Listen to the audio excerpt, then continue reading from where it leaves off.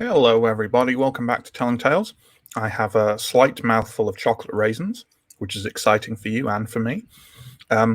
Welcome. We're playing Blades in the Dark tonight. I hope that's what you expected, because otherwise you'd be terribly disappointed, I'm sure. As ever, we are aided and abetted by our glorious stream manager, Steve, who's going to pop on screen now, give you the blurb of what he does, and hopefully that will take about 10 to 15 seconds so that I can finish eating my mouthful of treats. Excellent. Right. Hello, everybody. I am the stream manager. I sit here and fiddle away behind the scenes with cameras and placement and maps and chat and stuff like that. And yes, fill in time if needed. Not very well, though. What a beautiful job. A beautiful job done of that. Precisely right for me to swallow a mouthful of chocolate raisins. Oh, that's how busy we are making content for you people. That I can't even eat a mouthful of sweets before the stream begins. Not because I was horribly inefficient with the pre-stream section at all. I have no chocolate raisins, I'm afraid. So, well, that is a game master privilege, I think. You'll agree, Steve. So that's fair. Yeah. Thank you, Steve. Let's get some promo out of the way before we start wheeling out the players. We are Telling Tales. Check below for a whole variety of links. There's links to Twitch and to YouTube. You're watching on one. Why not check out the other? Links to our social media. Links to our Discord, where you can join up and chat about all things Telling Tales and all things roleplay. Links to our Patreon, where you can get some lovely treats in exchange for supporting us. We run 3 weekly streams. Monday, Tuesday, and Wednesday. Mondays is Call of Cthulhu. Tuesdays is Blades in the Dark. And Wednesday nights is Simbaroom. They all start at 8 o'clock p.m. BST, or whatever that is in your local time zone, obviously. This week, in addition to that, we have a stream on Thursday evening, which will start at 8 o'clock. And that's our 1-year anniversary stream, which is just going to be a bunch of us sat around talking, answering questions from you guys, and just generally hanging out and celebrating the fact that we've been doing this for a whole calendar year. Clearly definitely the most definitive and important event of the last year, as I'm sure you're aware. And that's primarily what 2020 and 2021 will be remembered for, is Telling Tales starting. We also run monthly one-shot streams on Saturdays, first Saturday of every month usually, but this month is an exception because the one for this month is this Saturday, where one of the players tonight, Pierre, will be running Dungeon World, which will be good stuff. So that's going live this coming Saturday at 3 o'clock p.m. BST. And there we go. That's all the promo, I think. So without any further messing around, let's start bringing on those players and talking about the score we did last week. And let's start with John. John plays Bricks, the cruise cutter, aka big hard lad who breaks necks and sledgehammers stairs. That's big strong boy. Big strong boy. Bricks, how did the score last week start? So it started with us meeting Cersei, not spelt like that, in a... Do you want me to draw this out a bit longer, Matt? Yeah. Meeting Cersei in a not very nice location, along with the Whisper Oriel. I keep getting their name. Oriel, aka our guest star Chris. Yes. And also Brick's friend Marlene, who had been invited along for a reason that no one was entirely sure, which later became apparent. But Bricks just assumed it was to punch something, that there was too much punching for Bricks to do alone, so it was fine.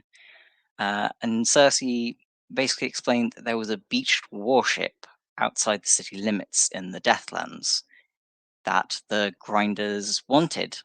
And they were sending us and a crew of grinders to go and make sure there wasn't anything living or not living in it. Yeah, that about sums it up. So we mentioned that the leader of the grinders who went with you was called Derek, but it's not probably that important because he didn't play much of a role in the events that followed. And what events did follow? Well, you were going to say something, John. He had a flute. He did have a flute. Very, very good, which important for everyone to know. So the events that did happen, let's find out about those, and let's find out about them via the medium of Justin. Justin plays 3 sheets. The crew's resident hound, hunter, and trapper of men. That Sure. sounds weird. But No, yeah. go with it. Go with that. Go with it. Yeah, gonna go with that. Nice. He hunts men and traps them, and Yeah. then eats them. That's a new development, but let's roll with it. I mean, I'm thinking maybe this is a shipwreck scenario. Anyway, Sure, point being, yeah. so we arrived at this battleship. 3 sheets climbed aboard, and we investigated below decks. This dark and dangerous environment. There were many ghostly shenanigans. It was a bit more scary than Scooby-Doo, but a bit less scary than Paranormal Activity. So it was something. How dare you? But there was certainly peril, and part of that was after kind of encountering various ghosts and just creeping, suspicious feelings of being hunted. We came across a weird, strange mass and spectral activity, and it basically involved Brix's friend Marlene having to basically bail us out of a tough situation. Yeah, they did, and to fully detail the climax of that situation, not to cut you off, Justin, but Pierre does need something to summarize.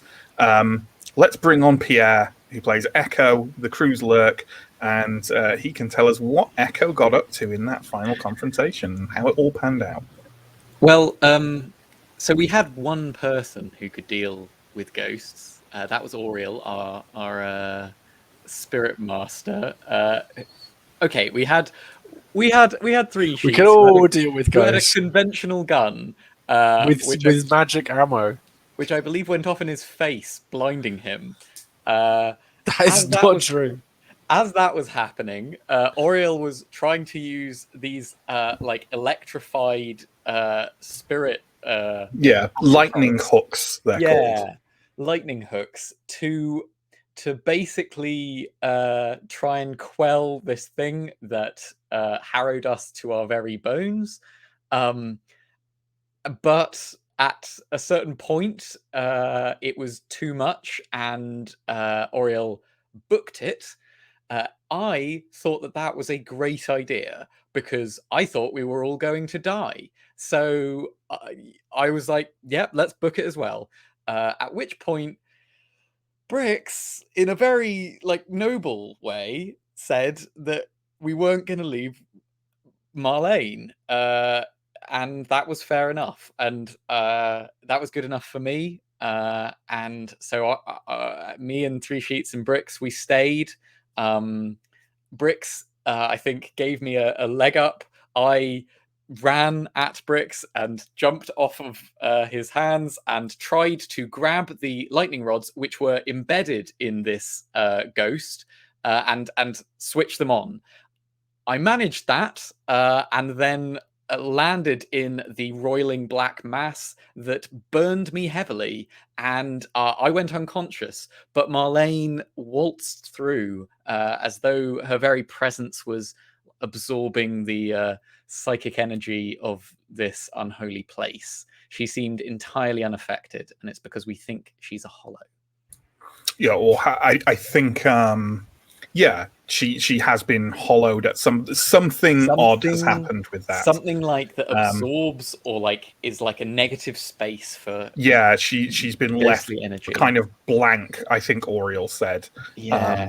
So these things don't affect her as much. Yeah, you dispelled the spirits and then returned to the deck of the warship, or rather, you'd all fled to the deck of the warship. And then Marlene came up and seemed to vomit out that horrible black mass from the depths of the ship, and presumably cleanse it from whatever ill effects happened on it. The spirits were ranting things about the father of the abyss and an orgy of pain, just average everyday things, things that you do. I think the only thing I think the burning came from the like electroplasmic field around the ghost rather than the black mass, I think. Yeah, to be fair, I was a bit too passed out to you weren't paying really attention. register how As I far gained as all these Echo's horrible concerned. injuries.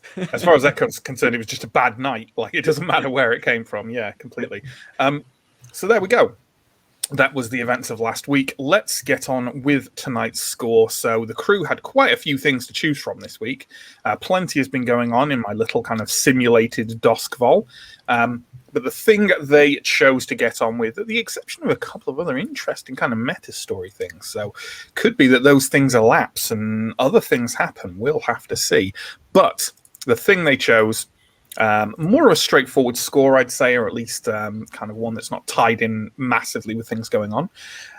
There's been lots of talk on the docks recently about the rise of Ulf Ironborn and his crew of brutal Skovlander refugees, newly arrived and fighting for turf on the fringes of Charterhall. It seems in the course of his various recent escapades, your rover Nicholas, who you've been having trouble with of a different kind, has uncovered word that the Ironborn are planning a bold heist of materials from a merchant with strong connections to the Ministry of Preservation. As other small fish in the pond of Doskvol, the keepers could choose to help, hinder, or steal this opportunity. Although it's worth noting there is also a lot of talk about Ulf having allied himself swiftly after arrival with the Grinders, who are, of course, allies. They're almost your bosses, right? They own essentially the territory that you For now. Yeah. They're our landlords. They're your landlords, yeah. But with less crime. So social commentary here, that's what you're getting. So there we go. And I think it was generally, not unanimously, but generally agreed that this was the heist that was going to happen, and you were going to help or try to help Ulf Ironborn with it, although there was a dissenter among the ranks about whether to help or to get it for yourselves. We'll never tell who that was. It's Justin. But so here we go. And we have had some brief history with the Ironborn, yes. I believe it was when you were escaping a score in Six Towers. Is it called Six Towers? Yes, Six Towers. Yes. Yeah, you were on the boat, and this was after the incident where Steiner shot someone and it went horribly wrong. You were transporting a corpse around Charterhall and saw like some rough like gang shanties up against the large expensive walls there, and they all had green things tied on, and a bit of quick thinking from Echo and Silver meant that you didn't get kind of accosted by them in any way. But that's the only interaction you've had with them. But you've certainly heard of Ulf Ironborn. Lots of talk on the docks, in Silkshore, in Charterhall, everywhere you regularly attend, about Ulf Ironborn, about the Skovlander refugees fleeing the aftermath of the Unity War. And apparently he's working with the Grinders, so presumably going to be a bit friendly towards you. And with that in mind, I don't want to prescribe how you've got in contact with Ulf Ironborn. But how does this sound that you'd contact the Grinders to put you in touch with him? Does that, or do you just want to waltz up to his territory? You know where they are. The sensible and straightforward option seems both sensible and straightforward. Yeah, big fan of Cersei about it. Going with the Grinders. Option. Yeah. Yeah. Okay. Okay. And Cersei, you know what, is happy to put you in contact with Ulf Ironborn. The thought of people who work with them also working with each other, forming perhaps a bit of a power block in and around the docks, focused around the Skovlanders, of which none of you are. It should be noted. But hey, why not, right? You can sense the way the wind is blowing. Yeah. So I'm happy with that. And Cersei puts you in contact, sends word to Ulf that you'll come see him in the next couple of days, and tells you where he is, which you already kind of knew. He tells you the rough location, which, if you thinking about it, is pretty much the same place that you passed them before. How are you getting there? Boat through the canals. Yeah. Coming on your barge. Yeah, makes sense. That seems plausible. Yeah. After I've reinforced the hull from the slight scratching the other week. Fair enough. And you know what? Let's let's come up with a rationale why Silver isn't here. I mean, Silver isn't here because Sam couldn't be here this week. But let's say I think, and I could be wrong. Let's just double check this before I talk out of my arse. I was just going to check. Yes, Silver is Akarosi, i.e., the sort of peoples of the Empire of which Doskvol is part. Ulf Ironborn is notoriously not fond of Akarosi as the empire that brutally crushed his people's rebellion.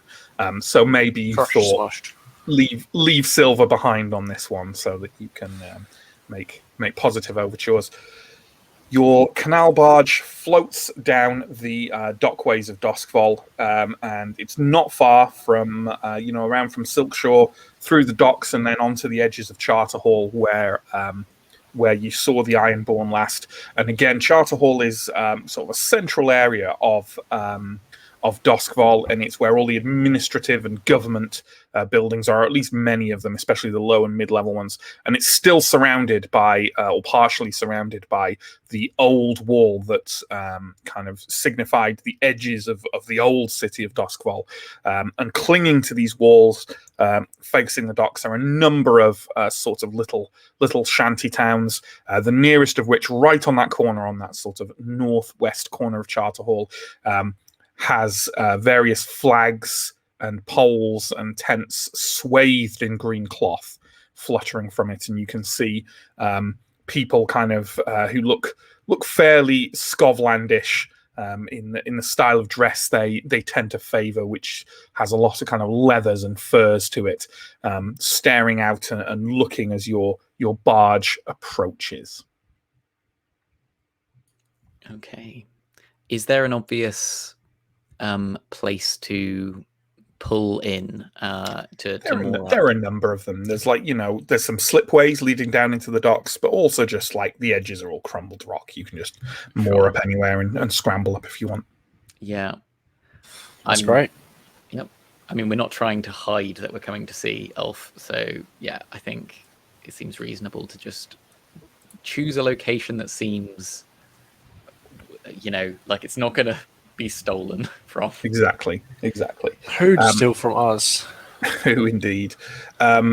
So as you pull up there, let's say you pull up onto a slipway, a couple of fairly rough-looking Ironborn, identifiable by the green bands of cloth wrapped around their arms, walk very casually down the slipway towards you, flanking another individual. He's wearing a a fairly rough-looking fur and leather jacket, which has green tassels hanging down at the breast of it, and he's very short and very chiseled, and has his head shaved clean, presumably at some point in the not so distant past, because it looks very smooth.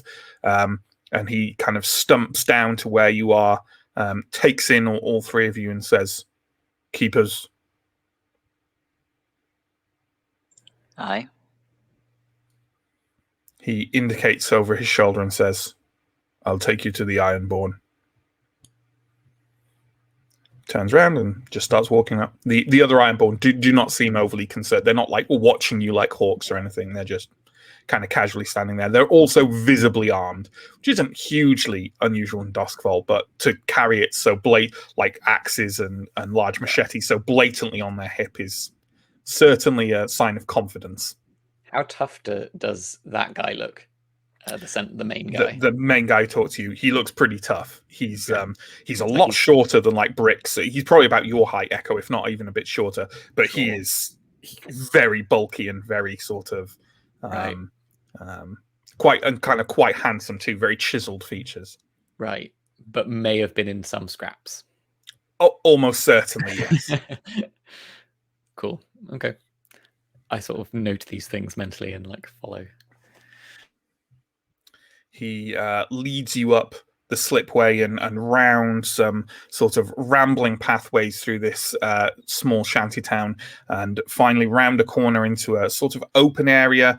It's not in a tent, but it has kind of like some green canvas like stretched over the top of it to just protect the area a little bit from the duskfall weather, and maybe a little bit also from the acrid and chilly fog that often rolls in off the sea. And there's only one person standing in that area. As you approached it, you heard the sound of metal ringing on metal. And as you round the corner, you see a man kind of finishing off, bashing away on some metal on an anvil, maybe making a blade or a tool of some kind. And he looks over his shoulder as you walk in, turns around, goes over to a large barrel of water nearby and kind of dips his head and upper torso partially in it and his arms to cleanse them of the smoke from the forge, and then turns around to you. He is, without a shadow of a doubt, the largest man any of you have ever seen. He is an easy head and shoulders above Bricks. His maybe second in command, or the man who talked to you, was heavily muscled, but absolutely nothing on Ulf Ironborn. He is like the old stories of gods come to life.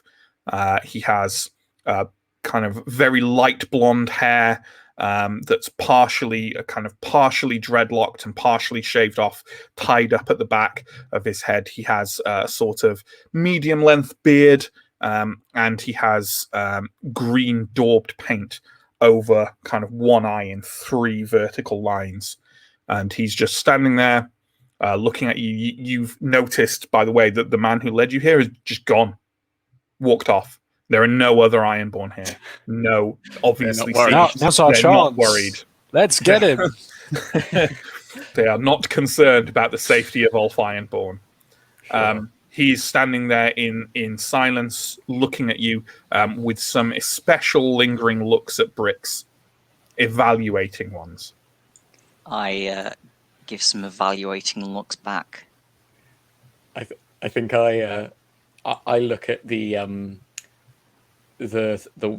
weapon that he just was forging, and then I look at his like impressive form, and I'm like, fine work.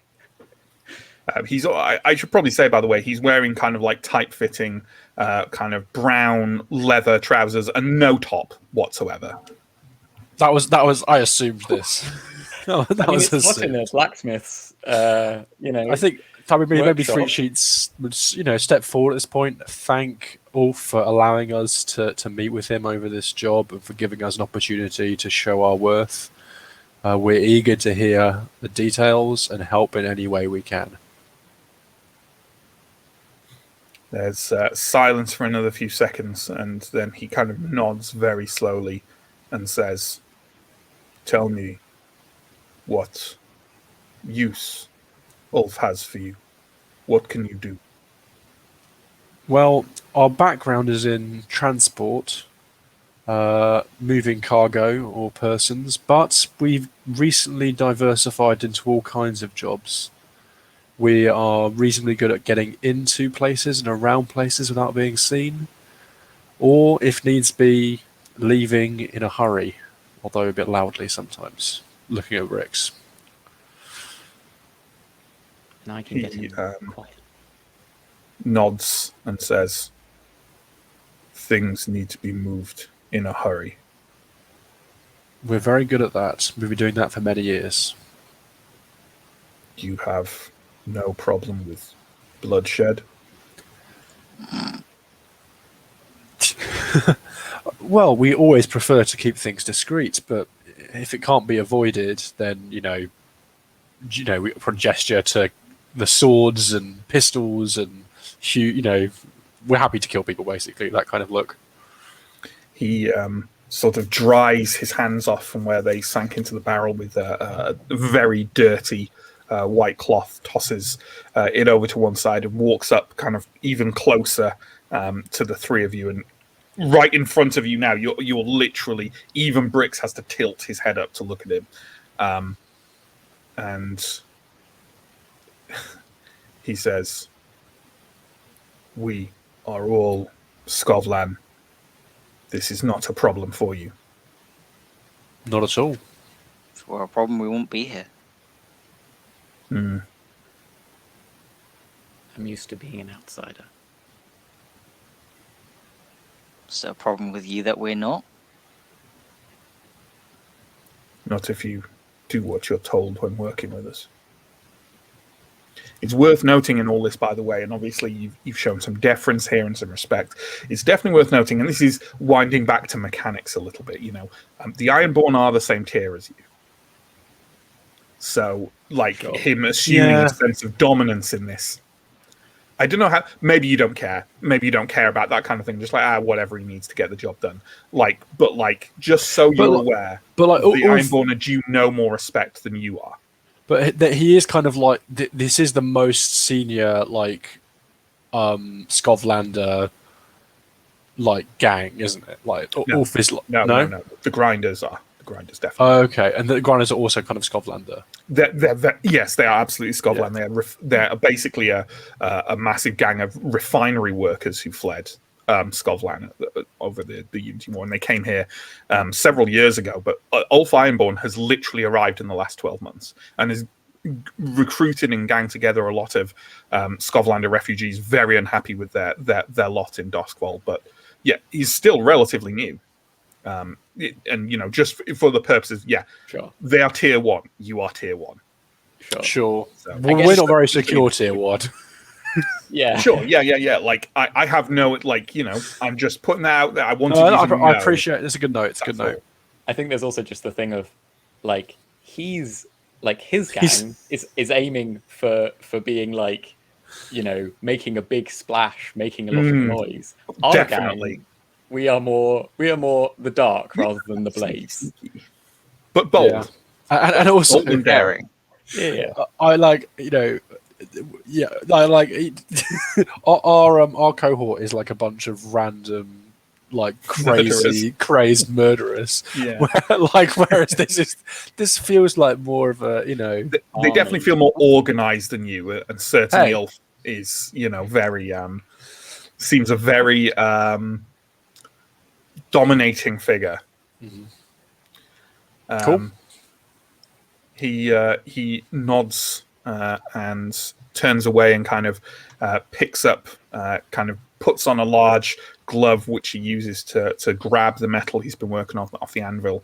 And as he turns to kind of dip that into the barrel he washed himself in, you can see that it is really quite exquisitely made short sword, a short blade with kind of almost, it looks like kind of dragon's breath all the way up it, not etched in, but kind of just whether it's the nature of the metal itself or some parts of the process, it has that kind of almost misty quality up it. He dips that into the barrel and it gives off a great cloud of steam and a huge hissing noise. And as it does so, without looking at you, he says, "We will split any additional payments that come our way 50-50 with you. But for the most part, this is what you take is what you get. Talk to Havid. That is all." Sure. Step off. Thanks again for the opportunity to work together. Where's this Havid guy? Havid, who's presumably when you step outside, the guy who led you here is stood there, and you assume it's him. At that, Brix looks like he's about to say something, and then remembers just how much Echo can actually carry, and changes his mind. Sure. This Havid guy is waiting outside. He's kind of got his arms crossed and is just kind of patiently there, ready for you. So, what can you tell us about this job? Mm-hmm. What do you need? Presumably some swift transport. Swift transport wouldn't hurt. More hands, even better. It's a merchant in Coleridge called Penderin. She has strong Ministry of Protection, Ministry of Preservation, I should say, connections. distributes ministry-operated farm foods through merchants and providers in Coleridge. She took a delivery yesterday at her warehouse in Brixton. But there's a disease outbreak among the labourers there, something called the rocks. Hasn't been able to hire as much muscle. There are some ministry guards, nothing we cannot handle. He sort of gestures to himself, and as he does so, makes kind of an odd gesture. You think you may have seen Scovlanders do it before, but he kind of, as he gestures himself, he kind of clicks twice, like presumably a gesture of bravado or confidence of some kind. Sure. Cool. I like it. This is Scotland at heart. You've been here longer than us. Why don't you go scout the place, tell us what you think, Sure. and then we all head in together. Our plan, shock. We deal with the first few guards brutally. The rest submit. We bring along some transport. You bring along some transport. Pull the stuff out. Take it away. Done. It's not a bad plan. We'll see if the scouting reveals any particular chinks in their armor. What kind of things are you expecting us to find there? Rich foods, supplies,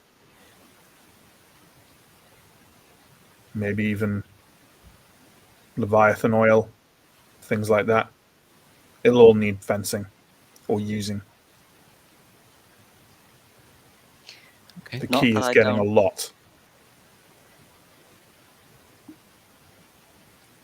Sure.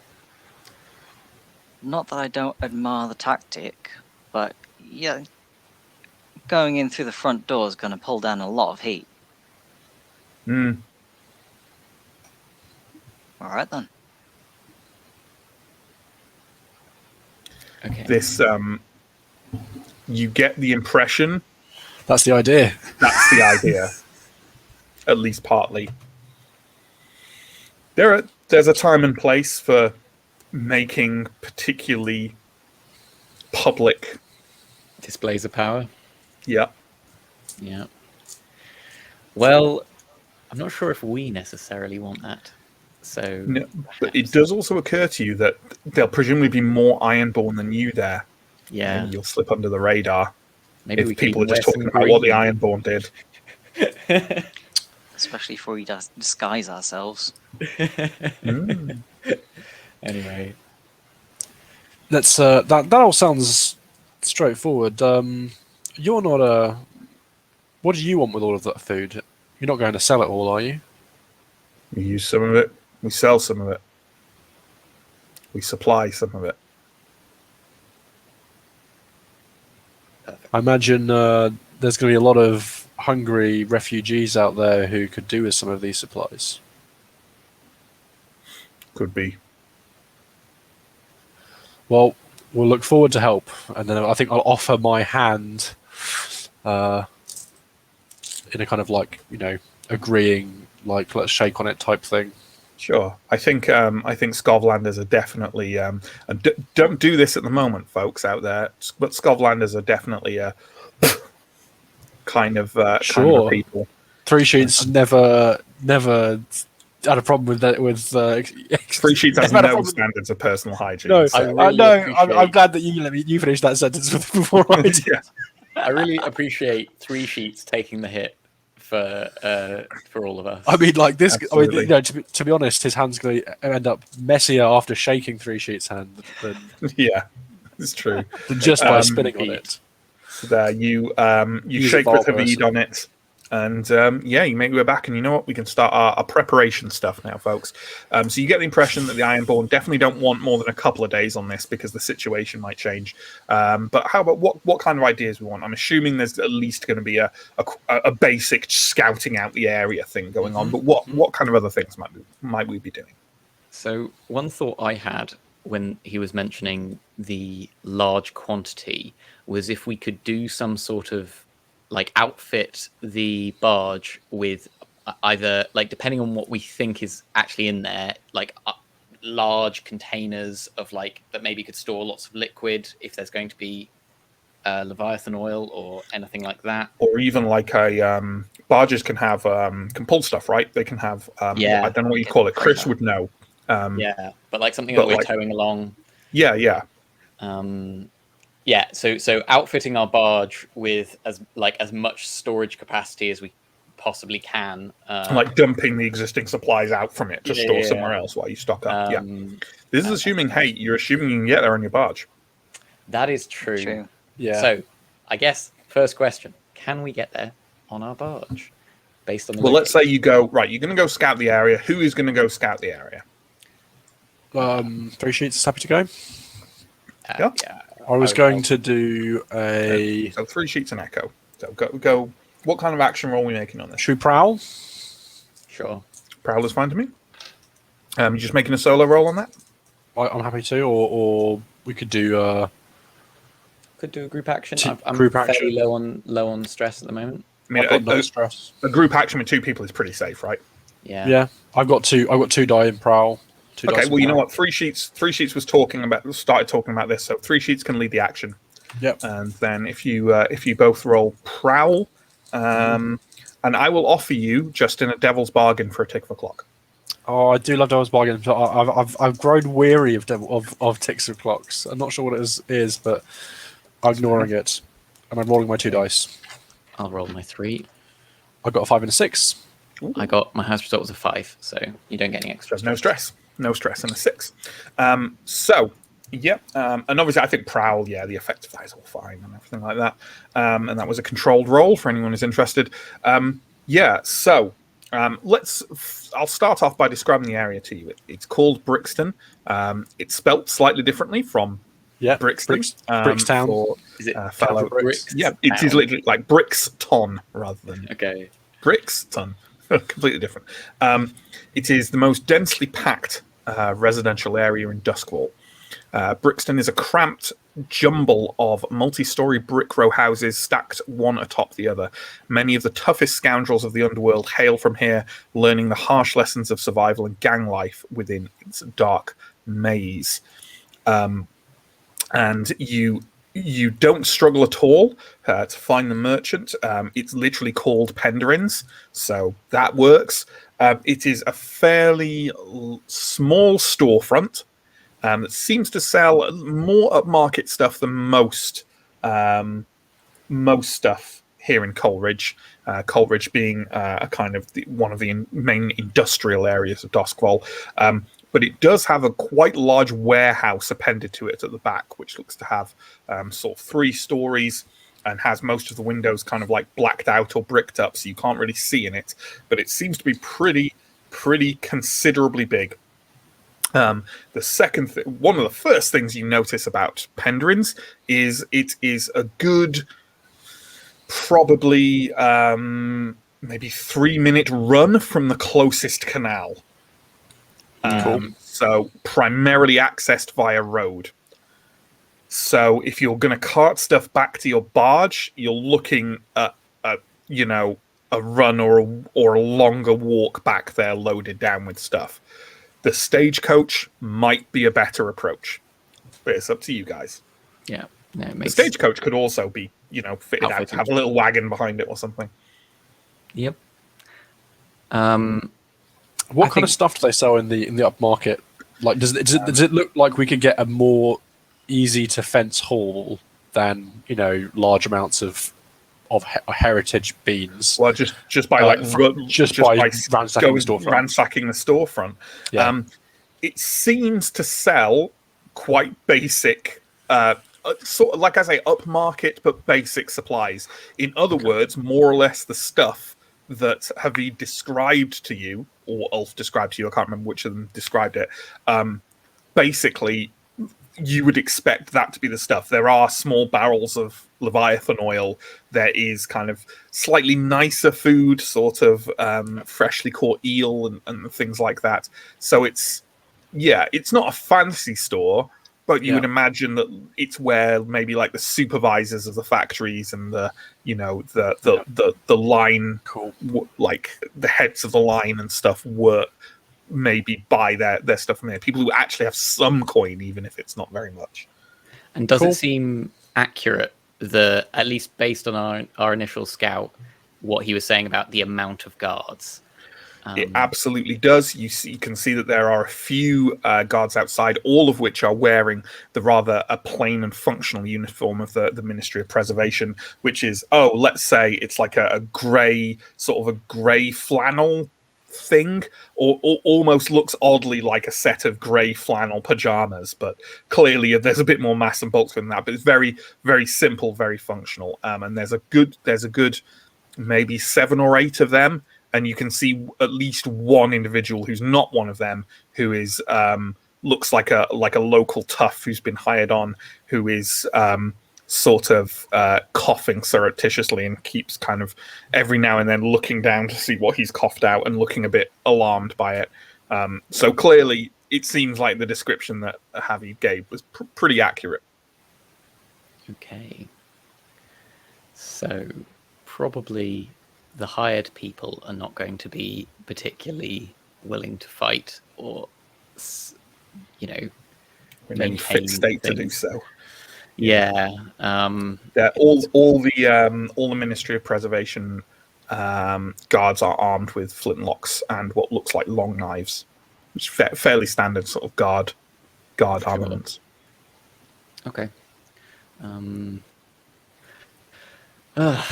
don't know if we want to go with this guy's. I guess are we still scouting this, or are we? Yeah. You can ask me any more questions if you want. You got a 6, but there's only so much description I can give the building itself. It's Sure. it's flanked on either side. It's not like Independence, so there's that and it's backed onto something. So it looks like that the only ways in are through the front, or maybe you could bash a wall down or something. But other than that, there's no.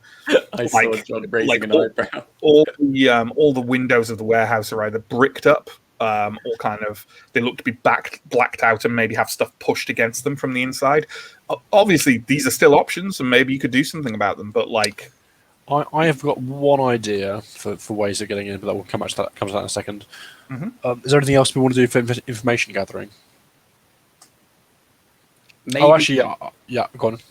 Well, okay. So this area seems like it's fairly, like it's not particularly fancy. I don't know how I'm going to get this information, but I kind of want a sense of whether I think these guards are super loyal, whether this is the only source of food for this entire community, and therefore they will fight to the death. Oh, it's definitely not the only source of food. Or for if this is community. It's just a merchant's store and warehouse. They don't care as much, so they're not going to try and stab us in the throat, or they might, Sure. but the only as much as they're getting paid, right? If you can think of a way you could sound that out, go ahead and do it. Okay, actually, I guess studying or looking at the guards and seeing how well kept they seem to be. Are they getting paid a ton for this job? Are they getting? Yeah, that was my idea. Oh, Just seems like 3 Sheets has an idea. I have an idea. I want to walk in and go, I hear you're short of guards. Me and some friends would be willing to get a guard job. How much does it pay? That's kind of what the approach I was going to take. God And damn maybe it, that was even- what I was going to say. Damn it! I was like, maybe we could just go in. Maybe if we don't want to do an assault route in, maybe we could do a deception and just go in as guards. And you can make sure that the Ironborn can attack without. Yeah, sure. That gives us a reason to have our. When you're on your first shift. Yeah, sure. That sounds decent.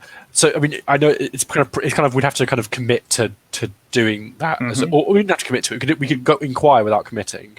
But do any of you like? Okay, well, you like the plan. That's good. And obviously, John, having had the same plan, I assume you also like the plan. Let's assume the 3 of you are there, and 3 Sheets and Bricks can come up with this notion together. Well, three Sheets and Echo are kind of doing the skulking around. So John, do you want Brix's thing that Brix was doing with their gather information time to be inquiring about the job? Yeah, I'd be Maybe good go with in and make a roll, see how well you get over with it. Sounds good. that. Sounds good. All right, so yeah, you can wander into Prenderins, or Penderins rather. What role are you making to kind of inquire about the possibility of getting hired on? Come on. I mean, if they're looking for a big, tough, heavy that can fight, it would make sense to do skirmish in some kind of way. Sure. I'm not actually going to go up and punch them, but just sort of not quite that, but look like I know how to fight. Would Sure. skirmish work for that? But how are you going to do that would be my question. But yeah, I think it's fine. But like, you're saying not actually fighting, but like how? You know what I mean? How are you using your fighting role without actually fighting or mock fighting or something? Could shadow box, maybe. I don't know if Brix fights like that. Yeah. Are you just kind of going in and doing some like Hulk Hogan type? Look at posing? me! I look I amazing.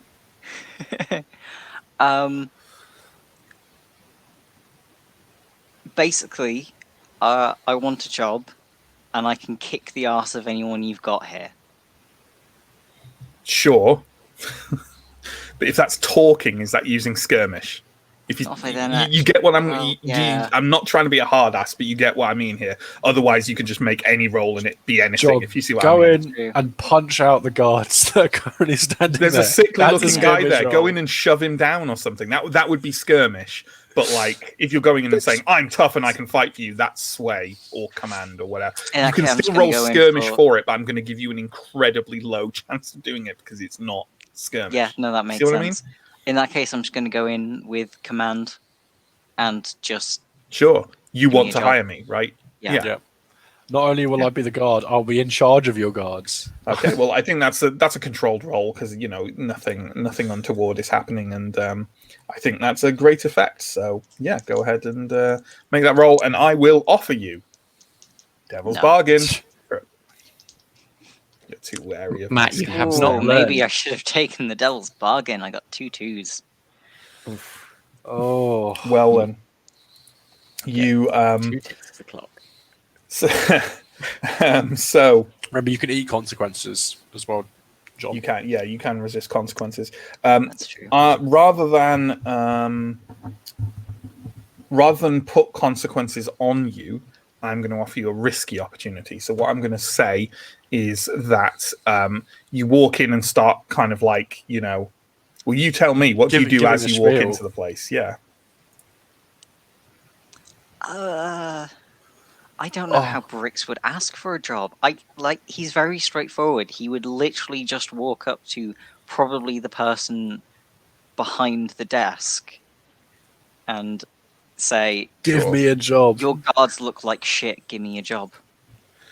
Fair enough. Well, the woman behind the desk, she is quite old, quite plump, and is kind of leaning on a cane and looks kind of peering as you walk up. You get a couple of sentences out of this belligerent sort of swaggering thing, and one of the Ministry of Preservation guards nearby steps towards you quickly and kind of pulls on you to kind of reel you around, and kind of has assumed that you've come in here to just yell at the proprietor and is trying to drag you out. So you now have a risky opportunity to perhaps get your point across in a different way. So I'm going to roll skirmish. Okay. Take out I'm going to offer you on. a Devil's Bargain. You can't spell devil what's the effect? evil.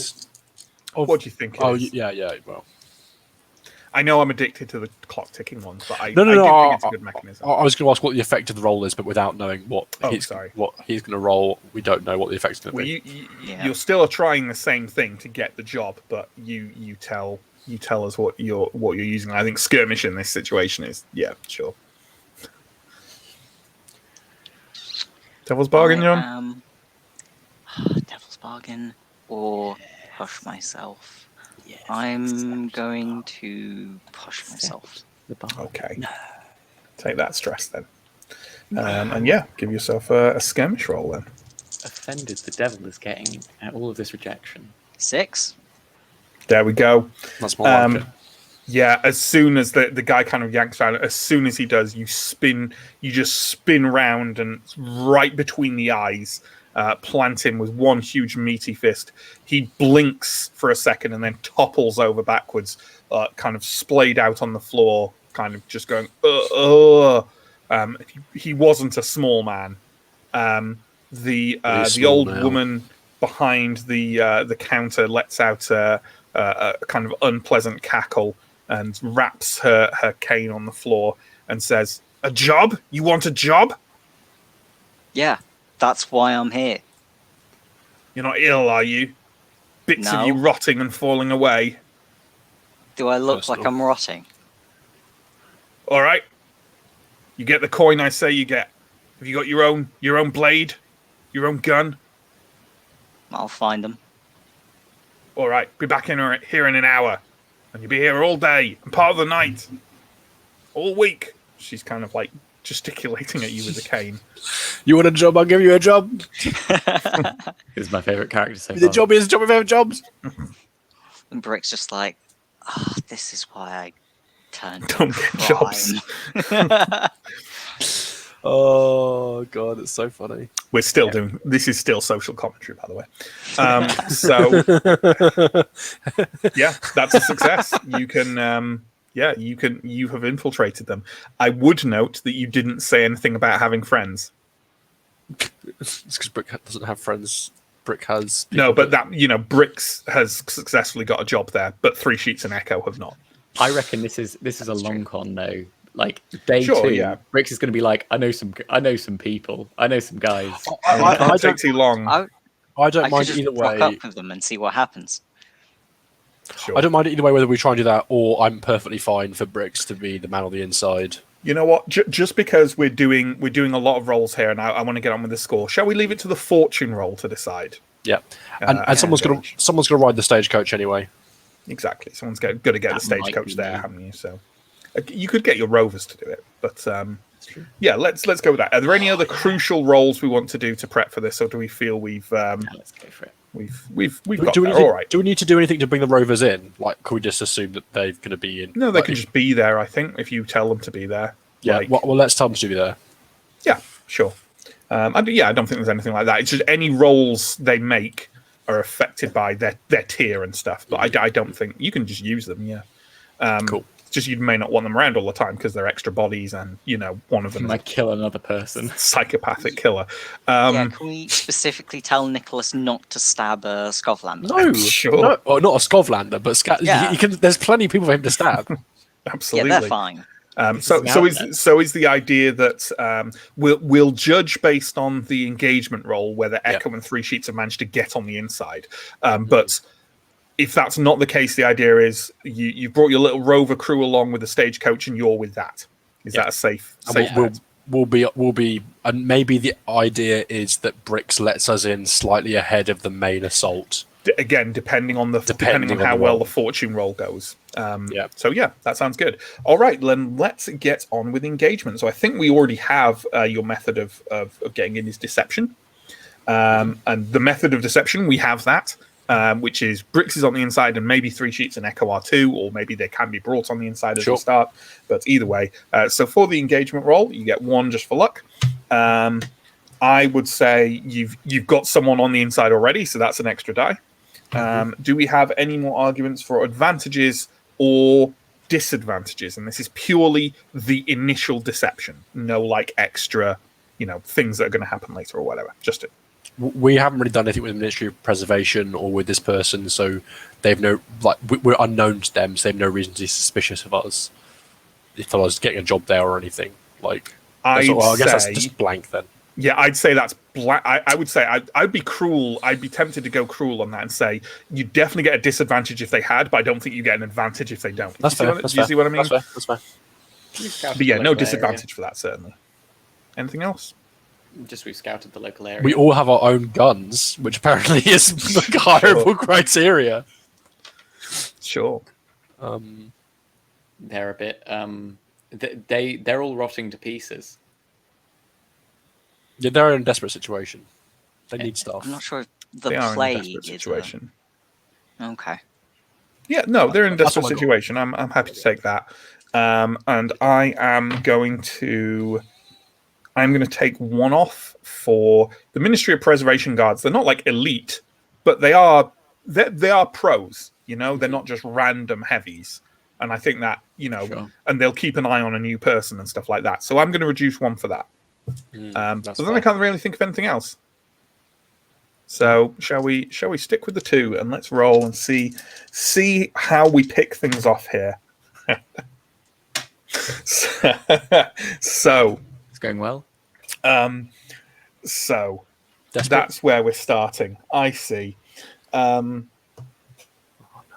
So where we're starting is this.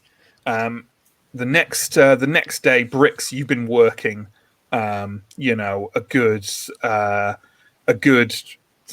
maybe 10 hours at this point, and you're very bored and very bleary. The actual the distribution of these goods that are stored in the warehouse seems to be reliant on Penderin getting her security back. So it's just going to take time as like the plague works its way through the people of Coleridge. And you're kind of just leaning against a stack of stuff in the store, just bored out of your brain, staring out onto the street. And then you see you see a sign that things are about to get very unboring very quickly. You see the stagecoach of the keepers pull up, driven by the leader of the Rovers, Odgar, a stooped, weird individual whose son really likes stabbing people in taverns. And he kind of pulls up. You see Echo and Three Sheets kind of clambering out of the stagecoach. You know, we didn't make a roll for tinkering the stagecoach, did we? Do we want to quickly do that while we're doing this? Because you did say you wanted to, so I don't want to take the opportunity away from you. Who's making a roll for adjusting the stagecoach for carrying extra stuff? I'm happy to make a finesse roll. Yeah, finesse will do. Or is there a tinkering? There is a tinkering skill, isn't There is Tinker, yeah, which would be the most appropriate, but I don't think anyone I don't have any really points has in it. Yeah, that's the thing. I'm going to roll a tinkering roll. Or have you got anything, Echo, in the tinker? I have nothing in Tinker. I'm going to roll it just on with zeros. Sure. Go for You it.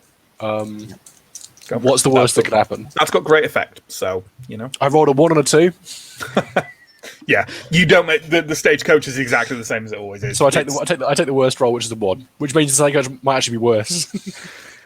Yeah, I think it actually. Yeah, I'm going to say you've reduced the quality of the stagecoach for this, not permanently, but like it's a bit like you tried to make some extra room by moving the wheels, and now they're like half hanging off or whatever. Unless you want to roll a resistance to take away that. I think I do. I think that's reasonable. Fair enough. That's going to be that'll be insight. Cool. At least I got 2 dice for that. And I rolled a 3 and a 6. So Hey, so no stress, and No stress. yeah, you managed to fix the wheels on. I take the wheels off and I go, I think just the wheels fine. should be on, actually, now I think about it. It's occurred to me, by the way, that as I'm describing this engagement, I probably should have told you what I got for the engagement roll before I go on my description of it. So here are the 2 engagement dice. There we go. Glorious. So I'm taking happy- normal load, two by the twos way. actually for anyone listening or not watching. Anyway, sorry, what were you saying, Justin? There. Normal load. Oh yeah, your load. Sort your load as well, please, folks. While I describe the rest of this for you. So Bricks, yeah, you see 3 Sheets and Echo step out of the stagecoach, of which the wheels are not falling off. It turns out, and you see 3 Sheets kind of look around with his steadied hunter's eyes, kind of like making sure everything's calm and reasonable. You did a little bit of work trying to say, oh, I've got some friends who might come in and maybe they could do some security for you as well. You see Echo kind of like creeping out in a stealthy way, kind of like again peering around and making sure the coast is clear. And both of them take a single step towards Penderin's when there is a howl like an army charging, and the Ironborn pour out of a street nearby, and there are quite a few of them. There's a good maybe 10 or 12 of them, all wearing their kind of green bands, Havid at the head, howling and aiming kind of a flintlock with a large machete in the other hand. The stagecoach and the keepers are between the Ironborn and the Ministry of Preservation guards that are like scrambling to bring their guns up. Yeah, it is a desperate situation, and I'm going to move around the group one by one and see what action we would like to take to try and sway the coming, apparently just violence with no chance of deception whatsoever. Well, you're on the inside, you know. So first off, we have Pierre. What the hell is Echo doing? So, I am going to have a flashback to us talking prior to this thing and going, we cannot rely on the Ironborn to even be on time. Right? Sure. They are bursting for a fight. We know they're going to do this. So when they do this, sure. Since we definitely, if they do Definitely this, gonna happen. what we're going to do is, what can I suggest? Now we've actually got to come up with a plan to solve this problem. What about? You if wanted that a flashback, happens, you just didn't know what you wanted with. Well, bricks will just start wailing on So I think- them. Yeah. Yeah, I think the thing will be for me and Three Sheets to attempt, like, to not immediately get involved, to let the Ironborn, or do we want to get involved? Is that? Let's what Three Sheets ride said at the meeting? the carriage into them. Let's fucking run them over with the carriage. Oh, we're just going Let's all just in. ride As a the side carriage. note, you into definitely the think thing. if you ride the stagecoach into the brick building will not be the one worse off for it. Yeah, I thought maybe there might be like a little a door little loading ramp. loading area. Okay, I think attacking is a smart move. Well, let's let Pierre propose. I am saying that I would like the idea is to have a flashback to have planned so that we can do a coordinated thing at this moment. And the coordinated thing that I was initially thinking was that in the confusion, Bricks would let us in. Maybe. Okay. Sure. Okay, no, that's reasonable, I think. And you know what? I'm not going to charge stress for that flashback because it's just a discussion you had, right? So I think it's perfectly reasonable. So you know what? Yeah. So do you guys want to make a group action then to try and get in there and avoid the bloodshed? Yeah, my intent Prowl is roll, maybe? not to get immediately stabbed. I think Prowl would definitely be the most appropriate role to move. Yeah, and Echo's leading this because Echo asked for the flashback and stuff. So I will say I will offer Echo a devil's bargain. I will take the devil's bargain immediately. Okay. Obviously, it's for the tick of the clock, and that's going to happen. I love how you just could have said Echo is dying in the next thing, and I've already accepted yeah, that's fine. That's fine. Remember, folks, adjust your dice pools based on any harm you have. Like if you're in doubt about whether it applies, then ask me. So I have no partially harms. healed burns, which I think would make me, if I'm going to get seen, maybe more recognizable, or maybe make it harder for me to move. And is that what level is that? It's the level 2, which is a -1 dice. I think the -1 die would apply to this. Yeah. Okay. Roll 1 and a 4. Best is a 4. So that's what you got a 4 to work to beat. I rolled a 6. Great. So And Bricks, you're on mute. And you're muted. mute. Sorry, I thought that was just them rolling. What am I? No, it was a group action. Right. Prowl. I thought because I was inside, it was just No, them. the idea Echo came up with was for everyone to you're letting them in. Yep. So I suppose okay. that might involve you reacting quickly. So can you remind me what I'm actually Prowl. rolling? You're rolling Prowl. Prowl. Then nothing. That's fine. The worst that can happen is You've you already roll 2. succeeded. It's just whether you get stress. Yeah, no stress. So that's good. Here's an interesting question. If the group, and this might be a rules lookup for Steve, if you have a group action that's a desperate roll, does everyone The get... leader, only the leader. Is it? We had this before. It's only the leader. Okay. Then Echo, make sure you get your desperate tick there, your prowess tick. This is why I get so many points. Yeah, and you know what? It's worked, folks. It's worked. Bricks, you see it all kicking off outside. Kind of gunfire is already going off. You dash over to kind of a door at the side. It's not exactly a loading dock like Justin mentioned, but it is kind of like just a side door where people come in and out after the main doors are locked. And you swing it open, Echo and Three Sheets, as Odgard desperately tries to get the goats to like reverse backwards out of the way of the bloodshed. You dash through and kind of bowl into the side, and you're now in Pendrain's itself, in the store. Now, that doesn't mean you're out of the way of bloodshed entirely. That means you're out of the way of the effective pitched street battle going on outside. But inside this store, there are, and I am just going to fortune roll the hell out of this, there are... I'm well jealous that we No guards. There are 3 guards inside. Piece of there's 1 guard inside. Okay. One guard is inside, who's now kind of looking over at the group of 3 of you, and kind of definitely takes a second to register it, and then goes, ugh! And he's like fumbling for the flintlock at his side, while the old lady, presumably Pendrain, behind the counter, is jabbing over it with her cane and going, "Shoot them! Shoot them!" This has gone out of hand. My gut instinct is to dive for cover as best, like wherever I can find it, to get out of the way. That's not Three Sheets' gut instinct. Avoid harm.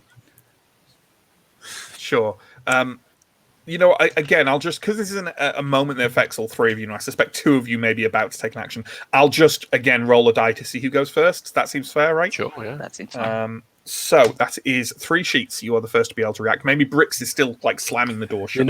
I've 3 Sheets has a tried and true situation when we try and break in somewhere, it doesn't go according to plan, someone calls for help, they get shot. It's how it happens. What do you have with you? What gun do you use? What do you have with you? Well, I hadn't intended to bring any guns, but wouldn't you know? I reached inside my pocket, and my fine pair of pistols is at hand.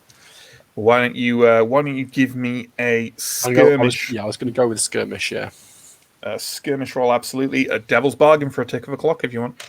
There are multiple clocks working, by the way. If you're worried that one of them is going to work to excess.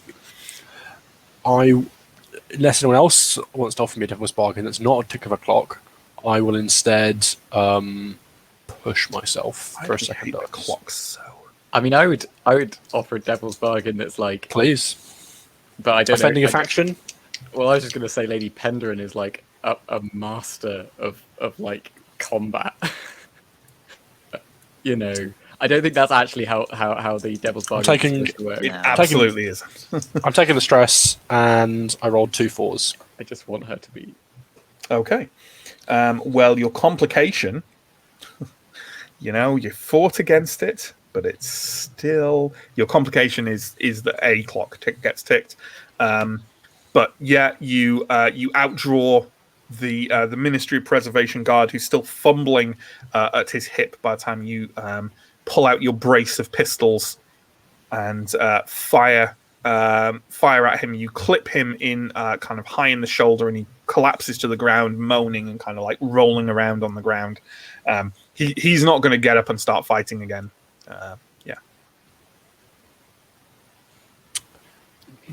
Bricks, you normally can keep that points over shoulder, that crew in check. Why don't you get them in here and get them looting the place good and proper? They seem to listen to you. All right. I'll poke my head back out the door and shout for Ogdar and Nicholas if they've managed to pull the cart around. Let's see if they've managed to pull the cart around, shall we? They have not. And in fact, one of the goats is lying on the street with its head damn near blown off.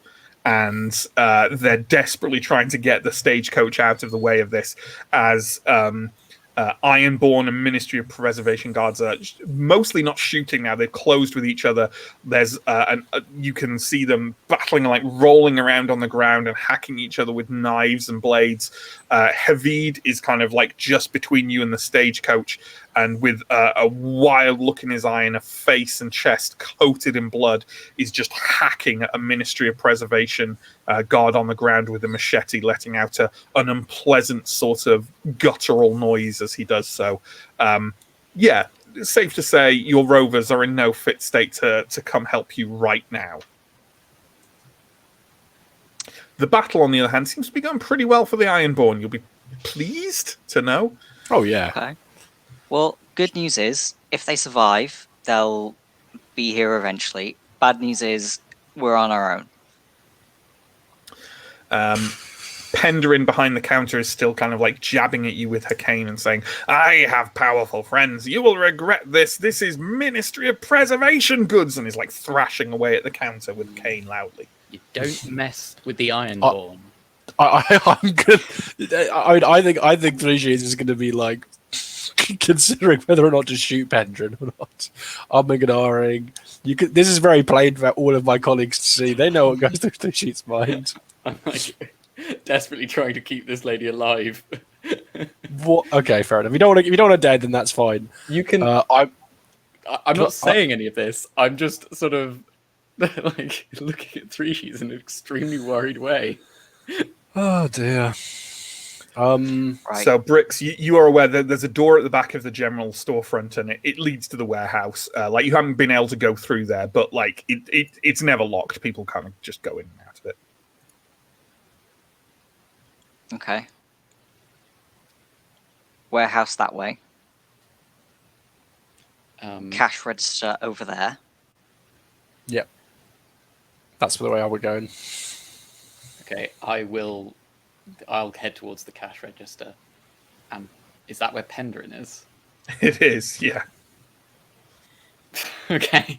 I approach with a little bit of caution. And I approach and say, "You money your life." Let's stick my pistol in her face. I mean it. I feel like it is a roll to convince Pendrin to not resist.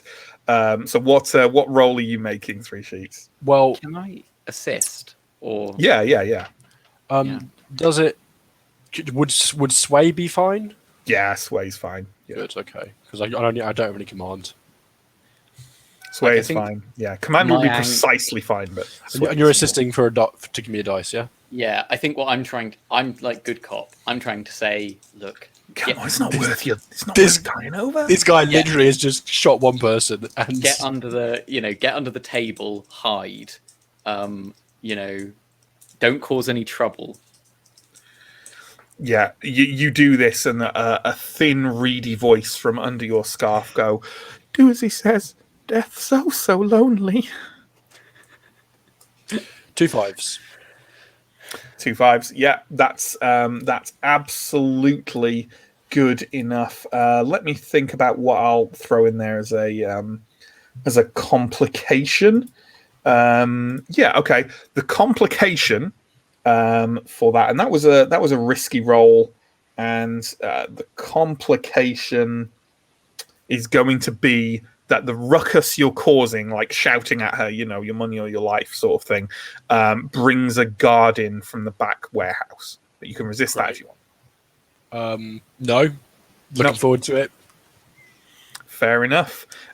Yeah, you persuade her, and she's kind of very frustrated, and is kind of backing away from the cash register, kind of very frustrated by this. Does she have any valuables?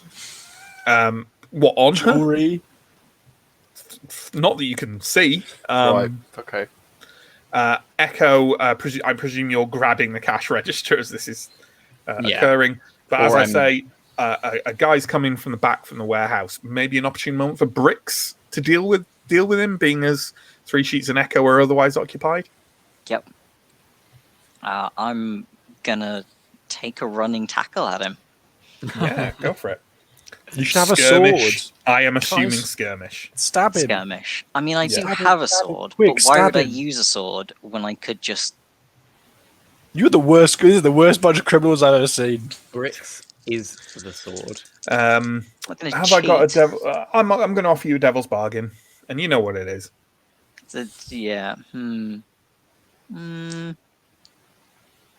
take it. I don't normally take them. I'm gonna take it this time. So she was a bad clock. Better be worth it. 1 6. 2 6s.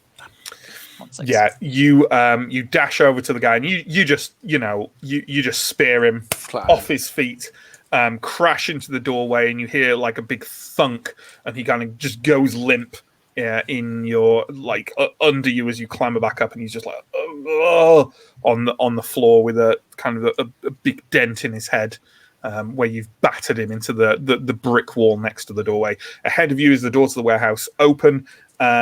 You can look in there and see like there's lots of boxes and crates and barrels and all kinds of stuff in there. There are also 2 guards at kind of the far end of it, again in Ministry of Preservation outfits, that are kind of like, they seem to be turning around. They were playing cards, and they're looking around from the table going, generic surprised guards in their lovely grey flannel pajamas. I'm going to shout at them. We're being attacked round front. It's the Ironborn. That's Nice. What are you rolling for that? Command. Would you Get out there. He's only gone and done it. Yeah.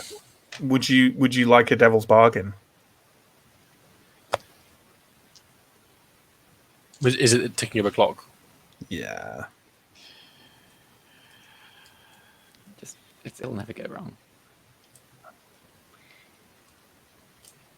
No. What a resistance. I am going to push myself.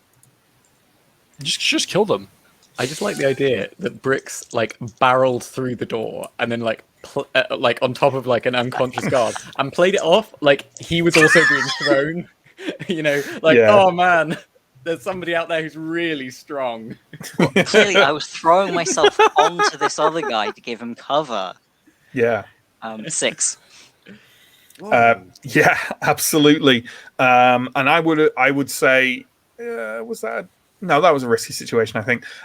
Yeah, absolutely. And they kind of go, oh, shit, and start jumping to their feet. They've got their weapons on, and but there's only one way out of the warehouse, so they're running towards you. So they're running towards you, but they seem intent on running out the front. But and as this is happening, Echo and 3 Sheets, what are you guys going? Echo, are you taking the till back to the out and towards the stagecoach? I was imagining that. So I don't know if, based on the type of thievery that I have done in the past, whether I could plausibly get it open without a key or anything like that in a quick amount of time. If I think that I can't, I'll try and take the full thing. I would say potentially, but if you can, you also need to put the stuff in something. Yeah, that's true. Does that make sense? I guess it's just how is it will it just load me down? Just take one load for a big bag with a $sign on it. Sure, I mean you can do that if you want. Yeah, you can. Well, I'm gonna make you do a roll to break it open if that's what you want to do. But yeah, I think that my gut instinct would be to try and use my pilfer it rather than to pilfer it. Yeah, sure. To use my fine lock picks to pilfer it. Okay. Well, being as they're fine lock picks, I'll move the roll to controlled, even though the situation is somewhat time intensive. And what are you making with that? Is that finesse roll you're making? Yeah. That seems great effect. I would say yes. I'm going to do some finesse. Oh.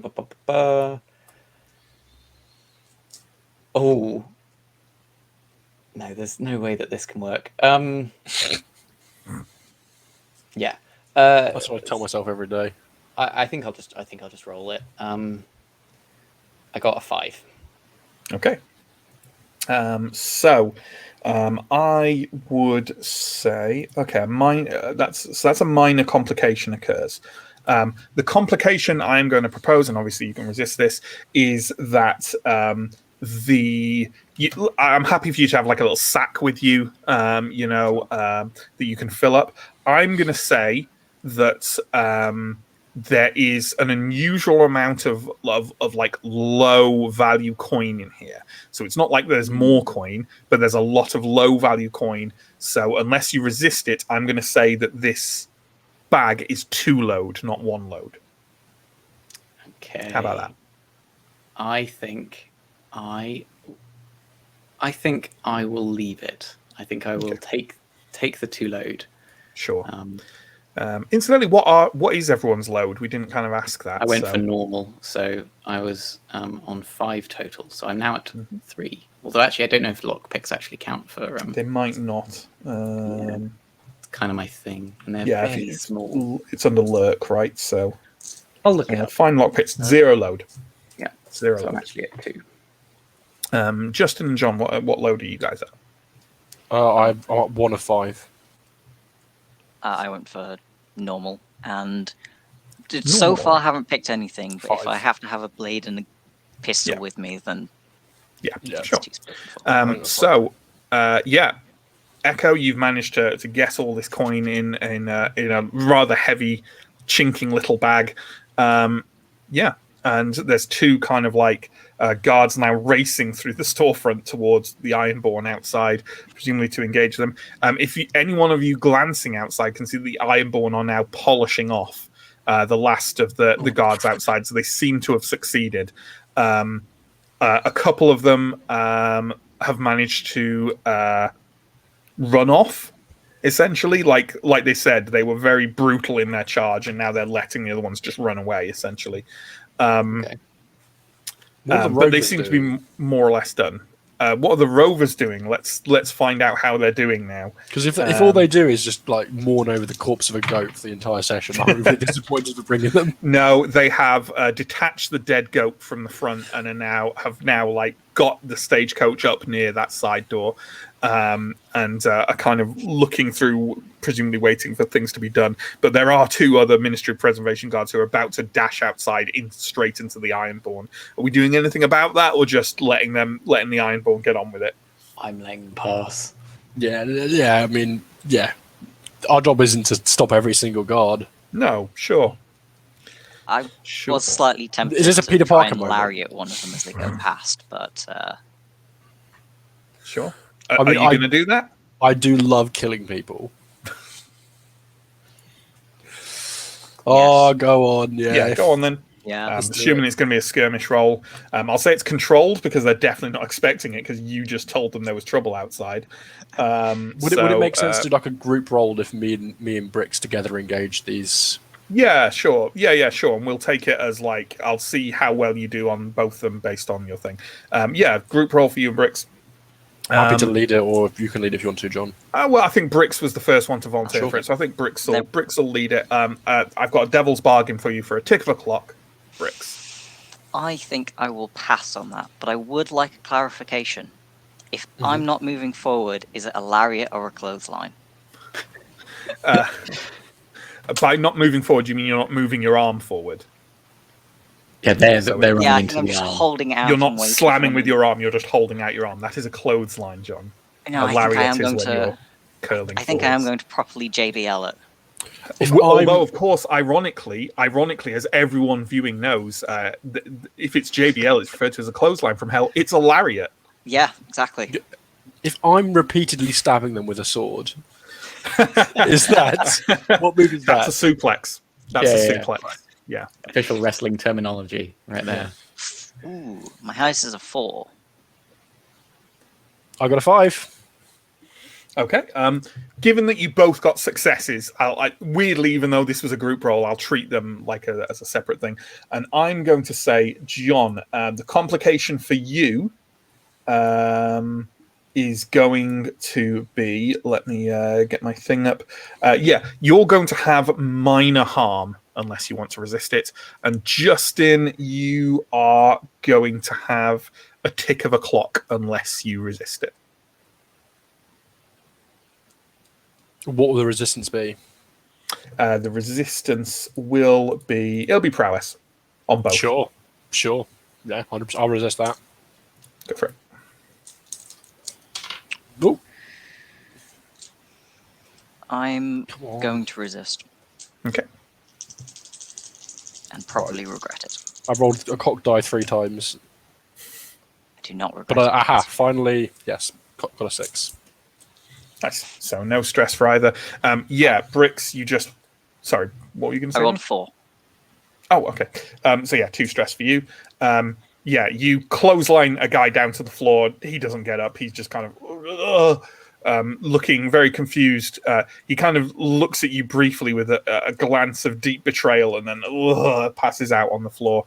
The other guy, not so lucky. 3 sheets. I mean, I'm assuming you're killing the guy. Oh, I'm stabbing him lots of times. Not with a knife.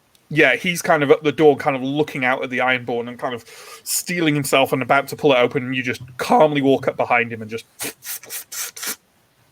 And he drops to the ground. If he's not dead now, he will soon be. Yeah. So, yeah, there's a lot of blood. Good. Although this is all going so quiet before I killed the guy.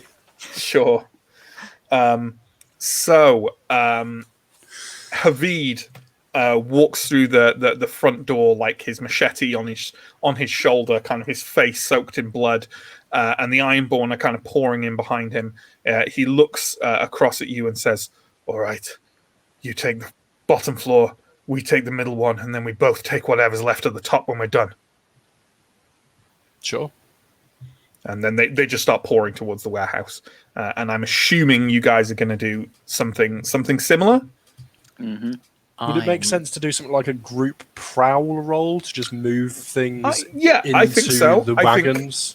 I don't think it has to be prowl. I think it could be other things, but I think prowl is perfectly fine. Or like, I thought maybe about a command roll for dealing with the rovers, but I don't have any command. I do. Command. Oi.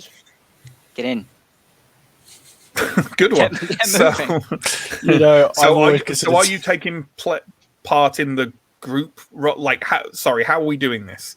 Because we were talking about a group roll and then we talked about a command roll. Like, what are we doing? Well, I don't have any prowl.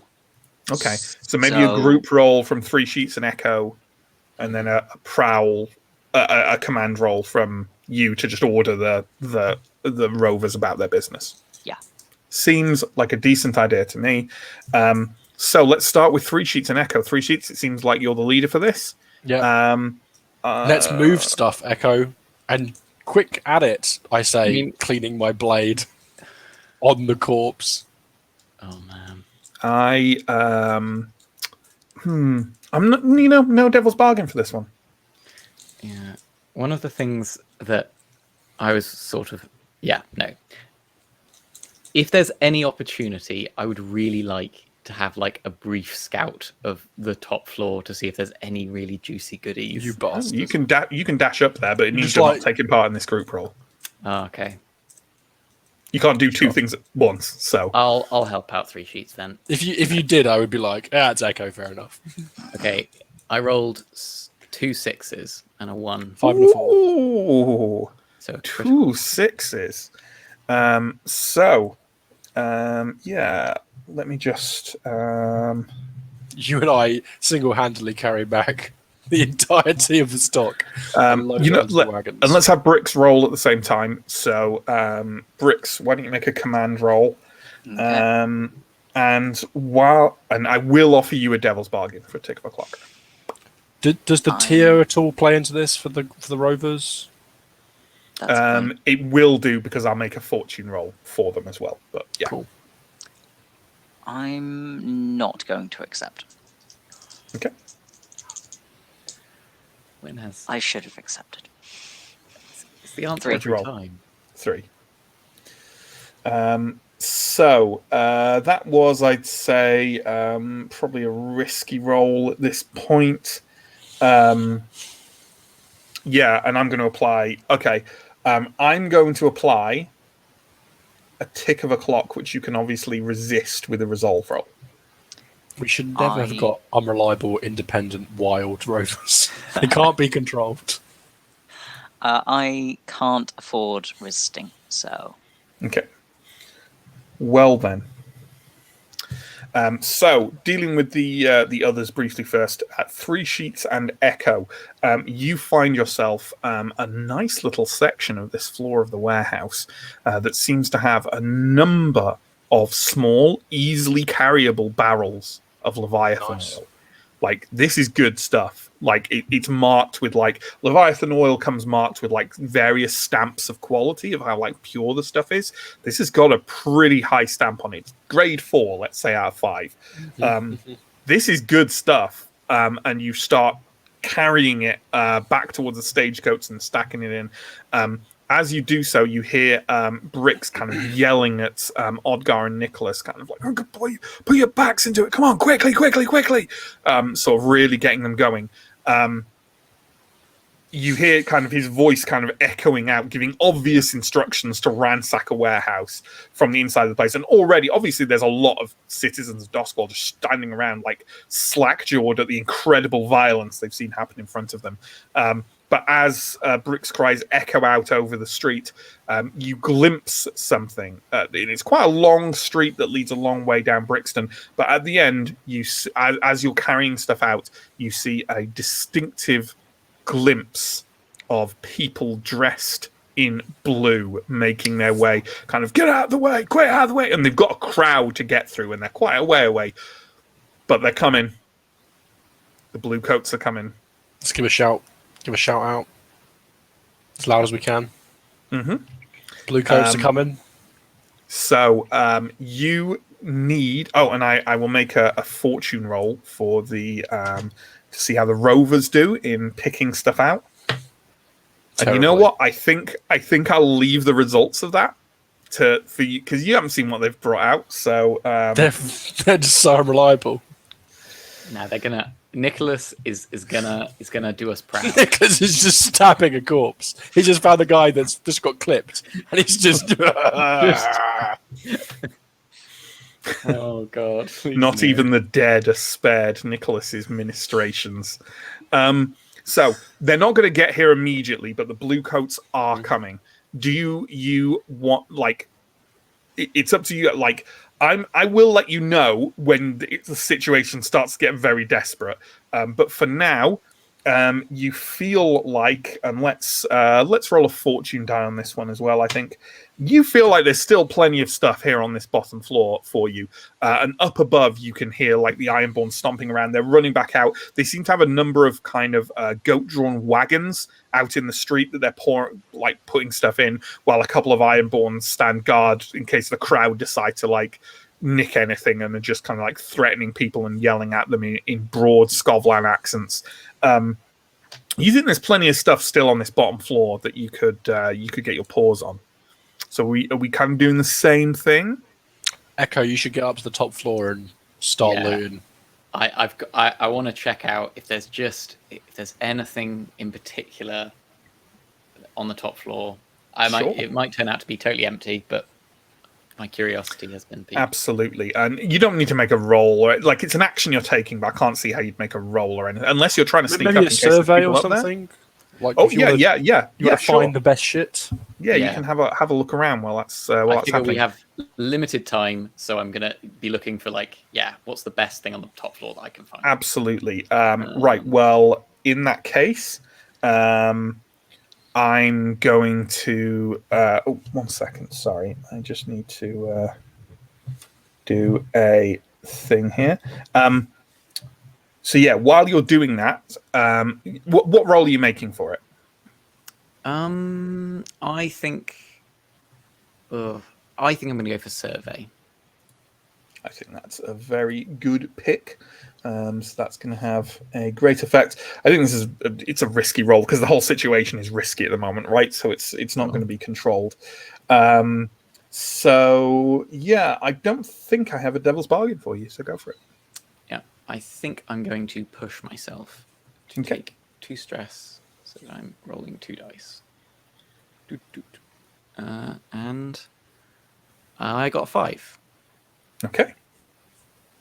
So I am going to introduce a complication that deals you a minor harm. I'm going to try and resist that. Sure. That will be... you know what it'll be? It will be prowess. Oh, prowess or resolve, your choice, actually. I imagine you I'm want better prowess. at prowess. So I'm rolling 4 dice for prowess because I've got stats everything. Nice. Crazy. 6 was my highest result.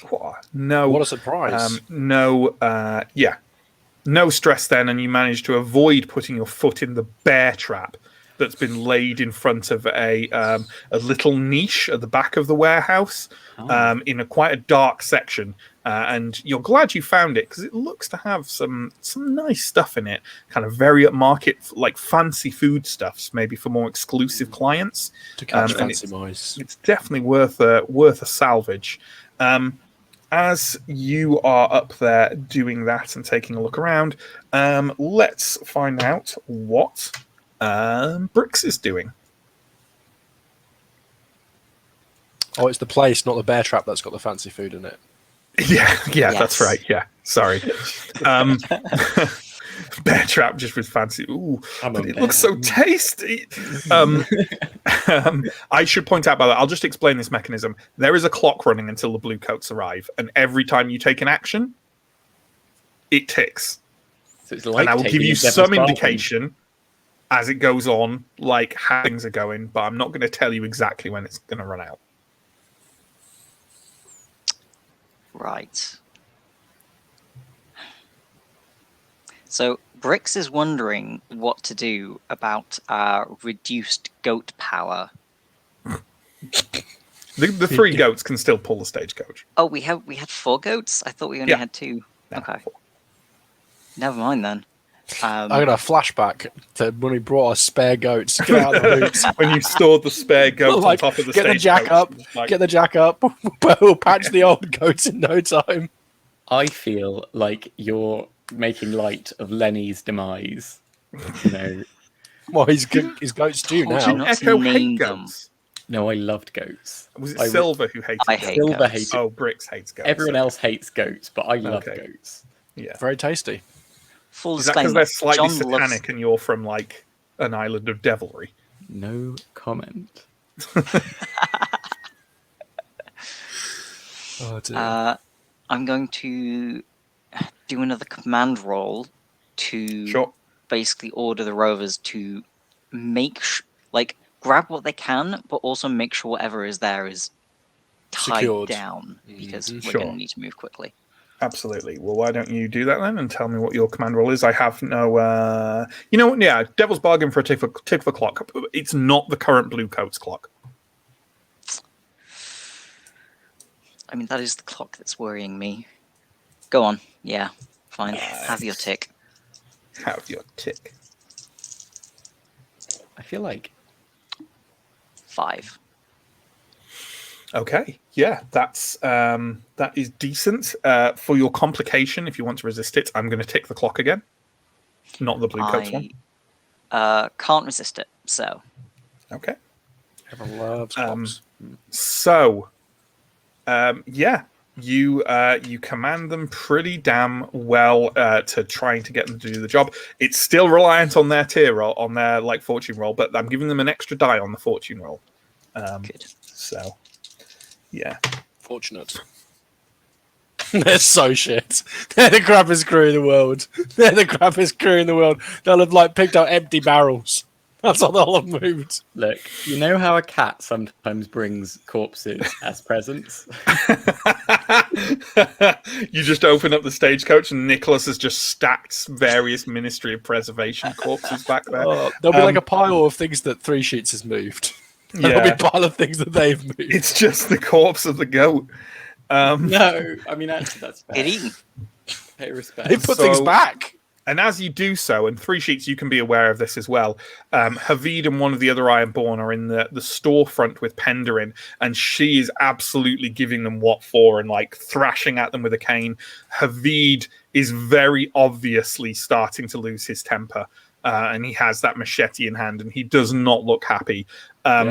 Obviously, it's entirely up to you whether you want to step in or do anything about this situation.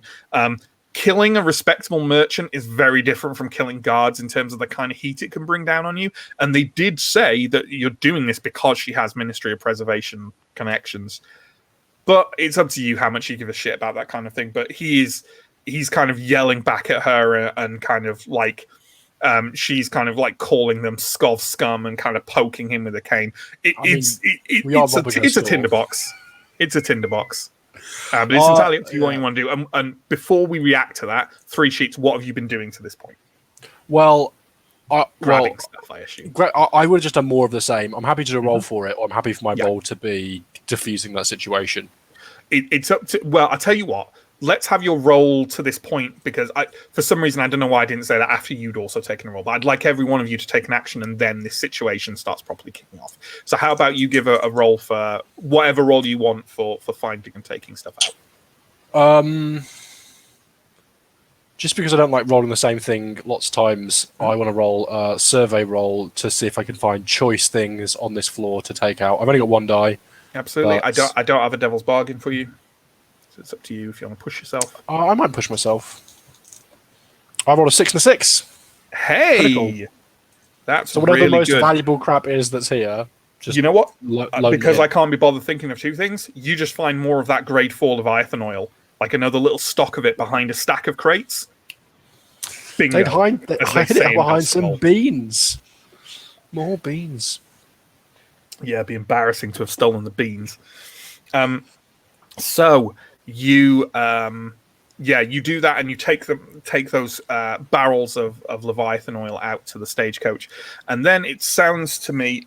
So as you go out, you can see that the Bluecoats have made some significant progress towards getting back, towards making their way through the crowds towards Penderen's. I guess you could say maybe they're about halfway. Cool. Sure. They're a good chunk of They're the way halfway down. down the street. Halfway down the street. Yeah, sure. Yeah. Let's say that. Halfway down the street. So back round to the group, and I'm just gonna roll a die to see how everyone's doing. Who goes first? Let's have Pierre. Okay. Rummaging through that secret stash upstairs. Yeah, I'm assuming I'm actually unaware of what's going on, particularly with Penderen and the guy. Yeah, you are. You can just hear general yelling downstairs. Yeah. So. Okay. Yeah, I think I will keep going a little bit more. I think there's still treasures to uncover. Sure. Well, what are you? I mean, are you taking the stuff because you just rolled? Okay. Yeah, no, actually, that's fair. You can stock up on it with load if you want. Okay, yeah, that's interesting. So is the idea that like I can keep looking, stocking up, and then like make one?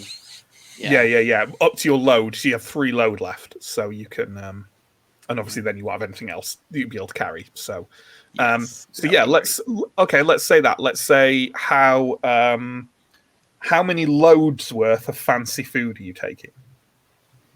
Let's say from 2. that place. 2. So I'm now at 4 load of just pure loot. So are you making one more roll to see if you can find the mother load here up on the 3rd floor? Yeah. Yeah. Okay, that's good. You look around. I mean, the whole building is made from kind of grey brick with some stonework through it. This top floor, it's pretty rickety and ramshackle from what you can see. Clearly, like not the building, as most are in Doskvol, is kind of slowly falling apart. There's also you can see there's some kind of bunks and stools and trunks scattered around the edges where presumably maybe guards sleep or something like that. But otherwise, there's nothing particularly remarkable about this floor. Are you rolling survey again to try and find? I got no devil's bargain for you. So yeah, I'm just thinking. Yeah. Let's go for survey. Let's just do it. Holy! I just got a 6. Hey, on 1 dice. I was not expecting good results. So you find, let me think, what would be a nice...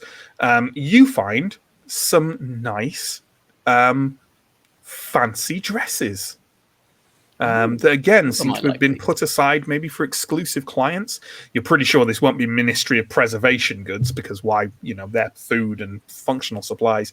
Clearly, Pendrin got her hands on something like this, and you can think you can safely pick up a load of just throw across your shoulder, bundle them up under your arm, whatever you're doing. Wrap the barrels in them. Yeah, some barrels of dresses. Yeah, absolutely. Okay. And then, my next thing is probably going to be trying to leave. Yeah, that would probably be advisable at this point. Back downstairs. So, you feel like 3 sheets and bricks, okay? You feel like by the time both of you have taken an action, perhaps the blue coats will be upon you. So it's up to you whether you want to, actually, deal with that, or you want to basically just to be perfectly clear, what will happen if the blue coats arrive? You'll then be in a situation where you have to roll to leave, and it'll be a harder roll than otherwise. Or you can try and deal with the blue coats, but that obviously brings more blue coats eventually. Or it's entirely up to you what you want to do. But I will say, if both of you take an action now, they will arrive in some capacity. So it's entirely up to you. And I'm going to say that the first person I will ask to see what action they're going to take, if they want to take an action, is John. Damn. You can pass if you want. Throw it back to Justin. You can just leave. If I pass, can I have my action after Justin? Yeah. That's fine. Yeah, it was just the first person who got a chance. That's all. I was randomly determining. Justin, are you going to try and diffuse this situation, or are you just trying to get more stuff? You are. Okay. How does this woman small? Is she a small woman? She's small, plump, quite old. Does she look light enough to put up on a shelf? You could probably pick her up and put her on the shelf. Can I? I'm happy to roll skirmish or something. But I think skirmish is a fair roll for it. Yeah, I want to defuse the situation by picking her up and putting her on top of a tall. Just doing a ridiculous situation. Just get her out of the way in the warehouse. Yeah. She's physically too far away to hit anyone with a cat. She might throw it at me. I think it'd be quite a difficult roll to carry her through to the warehouse. But there's plenty of high shelves. Just out of. There's one above the counter. You could just pop her up there. Yeah. Cleaning cabinet. No, I'm putting her on a shelf. That's what I'm doing. I'm happy with this situation. Sure. That's a skirmish, and I will offer you a devil's bargain for a tick of a clock. No, but I will spend stress to take another point. And I rolled a 4 and a 3. Yeah, that's fine. I'm happy to take some beatings. Well, yeah, I will. I will say that the complication is harm unless you want to resist it. And That'll be prowess. 2, 3, 4, 5. Oh. It's tricksy, isn't it?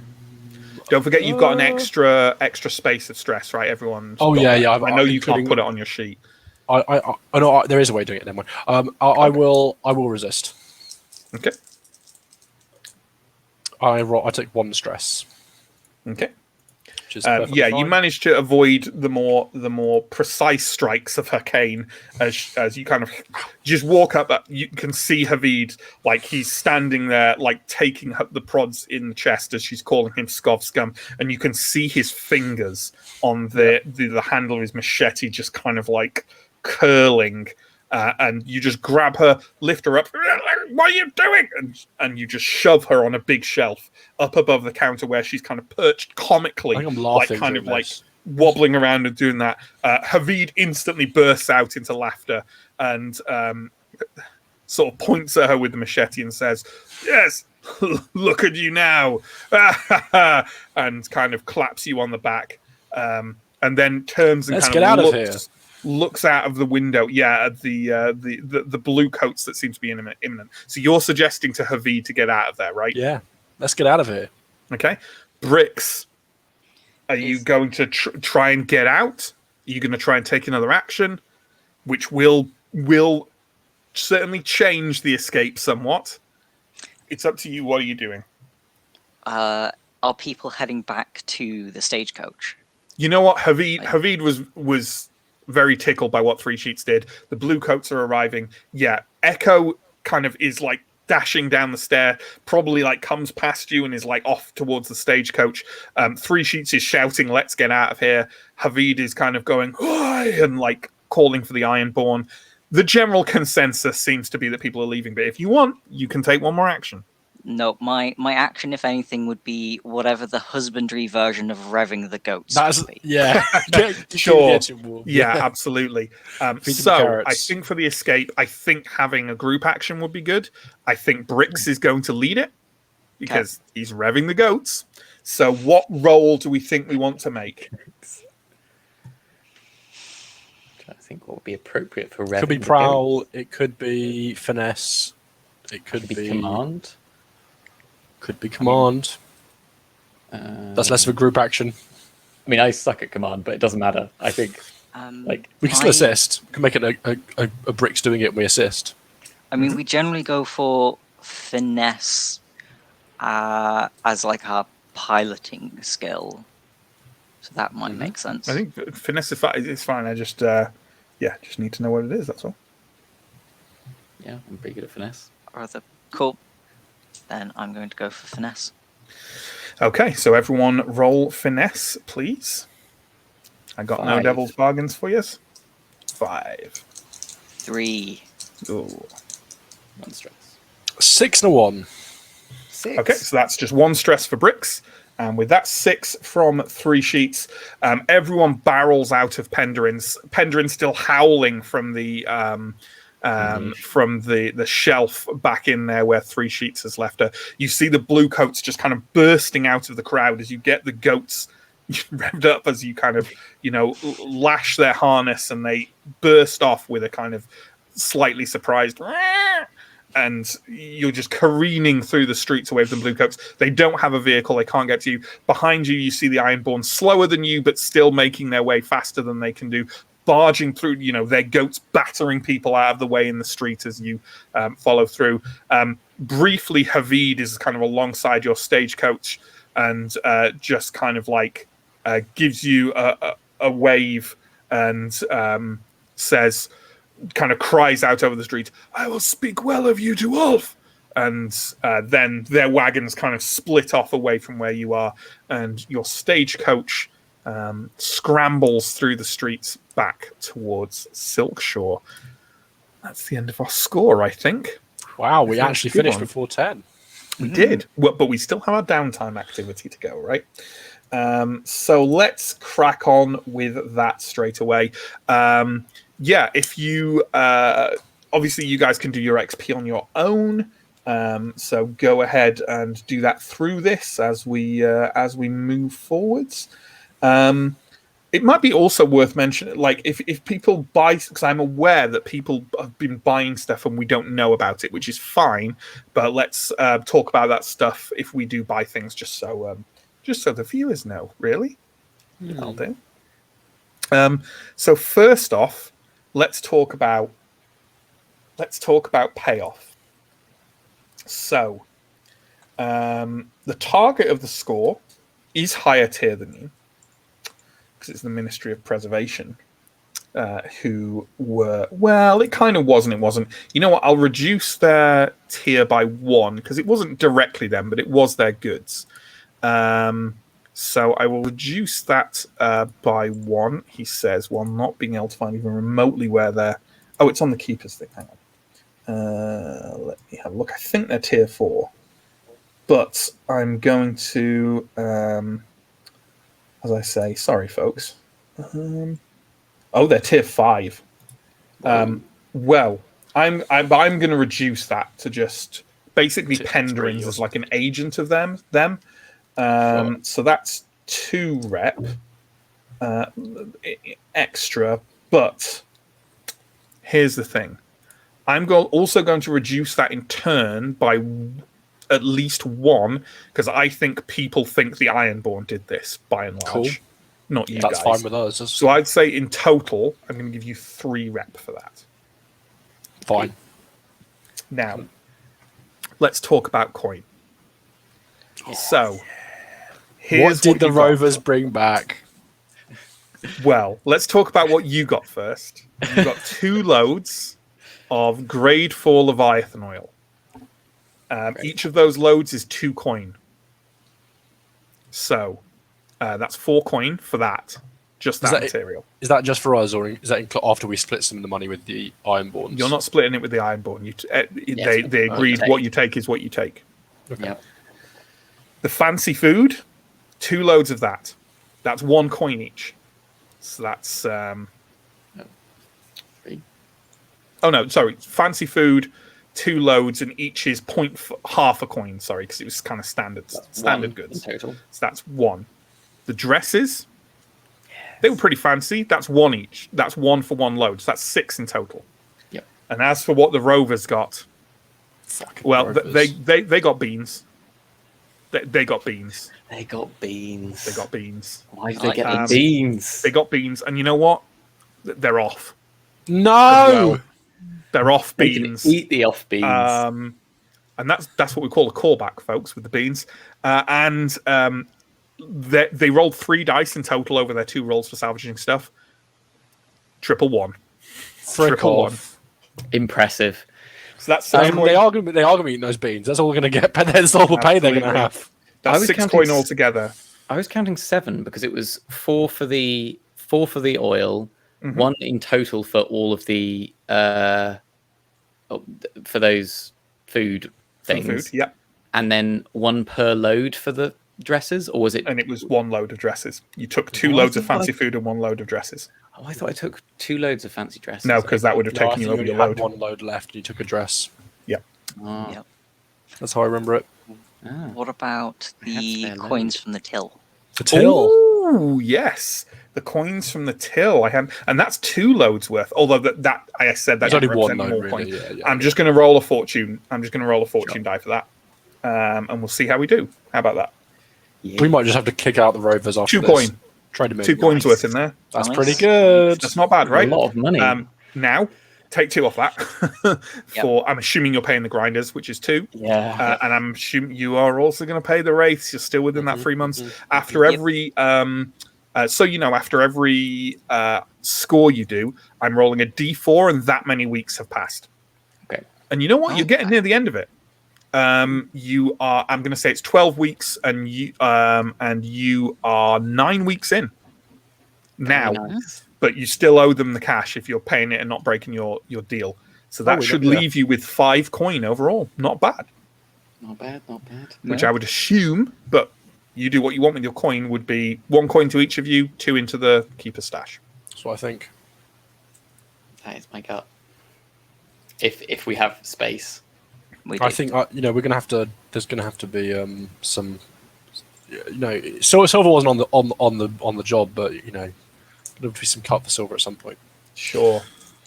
I'm going to say now, as far as heat goes, again, it's like the rep. Like, I can't give you less rep and not give you less heat, right? People That's thought the the plan. Ironborn did this. So it was loud and chaotic, I'd say, which is normally going to be 4 heat. But I will reduce that. What did I reduce the rep by? About half. So I'll reduce that by half as well. So that's 2 heat. Okay. Cool. And at that point, do we want to do our heat reduction thing that you get every downtime for free because your smugglers thing, which is just by 1, right? Mm-hmm. Yep. So there we go. Next up, I'm going to roll entanglements, and by God, I hope I roll the same thing again. Because just killing someone after every score is becoming hilarious to me. So Shut you, up! That's just ridiculous. you are I will kill Nicholas. you are wanted level. What's your wanted try. level? 2. 2. But We're your so heat, wanted. your heat 1, right? You're pretty low 2. heat. Your heat 2. Okay, We started as 1, but sure. Oh, please no. Please no. No, come on, you can't. You can't. Don't keep doing this. No, I'm going to do something. I did roll the option for that, but I'm going to do something different because I feel like 3 sheets beating up of him will have had some effect, right? I'm going to have Whether to. it's what you want exactly is another matter, but I think it's yeah, sure.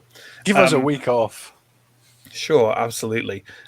So let's let's find something out. I'm going to do something different, and give me 1 second because I've just got to randomly determine some stuff. Yeah, let's do that. Let's roll this. Oh God, yeah. Okay. 1 second. Oh, that's got to be that, right? Yeah. Okay. That's fine. That's fine. Okay. Sure. So let's move on to your downtime activities. And first off, let's go with Pierre. What are you going to do? I am going to work. I think I'll go to Craven's smoke shop once more. Absolutely. As you walk in the door, you notice that kind of normally Traven is just in here by themselves. That's an odd, skeletally tall figure, swathed in white cloth and with the white mask. And normally they're alone in here, but you can see that there is like a street waif kind of rubbing out where a bullet hole has been shot into kind of Traven's counter. And most people kind of leave Traven alone because odd, bad things tend to happen to people who give Traven trouble. And kind of watching over this being done with an odd amount of care and worry for just a hole in a rather basic counter. Traven is there, kind of like arms folded in front of them, and kind of like tilts his head, a bit of an odd angle up to you coming in, and says, "Oh, Echo, are you here for your usual?" Yes. Is everything all right, Traven? No, something somewhat worrying, and I'm afraid to do with you. I'm sorry. The Bluecoats were in here asking about your association with the shop, and also with some explosions, I believe, occurred not so long ago in one of their encampments. I have no idea what they were talking about, but Well, I'm so sorry, Traven. I'll. Oh, no need to apologize. I told them everything I know. Shall we? He gestures towards the rear of the shop. Can you add 2 heat, please, John? It's all right. Do you want to make that that stress reduction roll, please, Echo? That was obviously that was the entanglement. Sure. So I'm rolling 1 dice. I rolled a 5, which makes me overindulge. Oh Class. no! By 1. There's that you can't be too overindulged. Yeah. So what does this is the first time I've ever overindulged. So I guess it's because I'm kind of stressed out about the fact that maybe I let something slip to Traven. Sure. You can attract trouble by selecting or rolling an additional entanglement. You can brag about your exploits for an extra 2 heat. Echo can vanish for a few weeks, and you'll have to play a different character until Echo returns. It's a good option. Or you can have Traven can cut you off, and you have to find a new purveyor. How much heat can we take left? Before you go up again. Mm-hmm.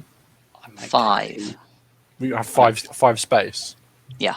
I might take the heat because I just Sure. feel like it's the sort of thing of like, while I'm high, I'll be like, but I definitely never mentioned. You know what you anything should have about- told them? You should have told them this. Yeah. Sure. We didn't. Well, I'll get right on that, Echo. absolutely. While you're drifting in the psychedelic lands that Traven provides for you, you kind of apologize to Traven and start explaining how it all went wrong, and you tried to do that score subtly, but it just didn't work out. And this figure in front of you kind of wavers and wavers as you explain. Normally he doesn't stand there for so long, but perhaps you're saying something interesting, so you just go on and on. And as you slowly drift out of it and kind of blink to awareness, you're looking at the street waif. in front of you who just seems to have listened to all of this and just goes, oh, and runs out, presumably going to tell his mates about how he met the lady who blew up the Bluecoats encampment. Good stuff. 2 heat. So Remarkably little. next up we have John. What are you doing, John? I am going to go for stress reduction, and Okay. if I'm taking slightly long to unmute, it is because my mouse is doing what your mouse Oh, often exciting. does. It's very exciting. So Being fed to the cat. I'm going to hope that Marlene's... Normally we read out the comments at the end, but this is from John as well. Traven is definitely played by Doug Jones. Yes, Traven is definitely played by Doug Jones. Carry on. I'm going to hope that Marlene's angry streak is still continuing and go bet on her at the fighting pits. And I roll Okay. a 4. Okay, so that's a 4 reduction. Yeah, Marlene is still pretty furious and beats the hell out of several people to your monetary gain. Justin, what are we doing? Same stress reduction, and Stress reduction. rolled a 5. Didn't overindulge. Wonderful. You spend a beautiful / awful few hours in the basement of the Red Lantern. Yeah. Experiencing your own filthy little heavenly squalor. Right. So, as for the second one, it's on you again, Justin. What are you doing for your second one? Oh, I think I'll try and play down this heat a little bit. Yeah. Good stuff going on. How do you do that? What's? I'm assuming threatening people might be. No. I'm sheets. going to consort with people. I'll remind everyone of the favors, the times I found something out for them. Sure. We're all in this together. So it's a consort roll you're making, right? Yep. I rolled a 5 and a 2, so 5 highest roll. So that reduces your heat by 2. So that's taking care of echoes. Maybe you encounter someone. So we have like 3 heat now? 4 heat? Through 4 heat. Okay. Yeah, you managed to cajole plenty of people into not gossiping about your activities to an extent that reduces the amount people are talking about the keepers out on the docks, which is, relatively easy because mainly they're talking about the Ironborn right now. That's probably to your advantage. John, what's your second? I misspoke. We have 2 heat. 2 heat. And I think betting on Marlene is too much of a sure bet. So I'm not going to bet against her. Sorry, how'd you have 2 heat? Because you had 1 at the beginning. Yep. It went up by 2. Mm-hmm. And then you lost 1 to 2. Oh, yeah. Sorry. Yeah, I get it. Yeah. Oh, no. What? Started with 1. Mm-hmm. Gained 2, so 3. Lost 1, so 2. Hold on. Let's talk about what we gained them from. Okay. 1 point. You already had 1 point. It went up by 2 just from the score. Yep. It then went up by 2 from the entanglement. Mm-hmm. Yep. It then went up by 2 from Pierre's overindulgence. And we lose 1 for the party heat And reduction. you lose 1 for the. Yes. So we're on 4, yeah? Yes. Yeah. Cool. Okay. So sorry. What was your second action there, Brix? I'm going to stress relief again, basically. Okay. 5. That's me That all must be sorted. an overindulgence, right? Nope. I was full. What did you roll for the first one? 4. Oh wow. Okay. Yeah. Yeah. So you would have been trauma if it hadn't been for that extra dot that you got from the smuggler's ability. Okay. Great stuff. Yeah. More betting, more victories, although no more coin because that's not part of the mechanic. But yeah, Marlene's on a hot streak right now. Echo, your final one, please. I'm going to do some healing. I'm going to visit Red Silks. Mm-hmm. And that's just So rolling that's- 1 It's die. just 1 right? die. Yep, just 1 die. Actually, can I start a long-term project to improve this guy like his ability to heal, and then spend a coin to do the healing? I think it's meant to be tied into the tier of your gang. Okay. So Sure. I'm not sure if it's rules as intended if I start upping the quality of things you use outside. But it seems like a big investment to me.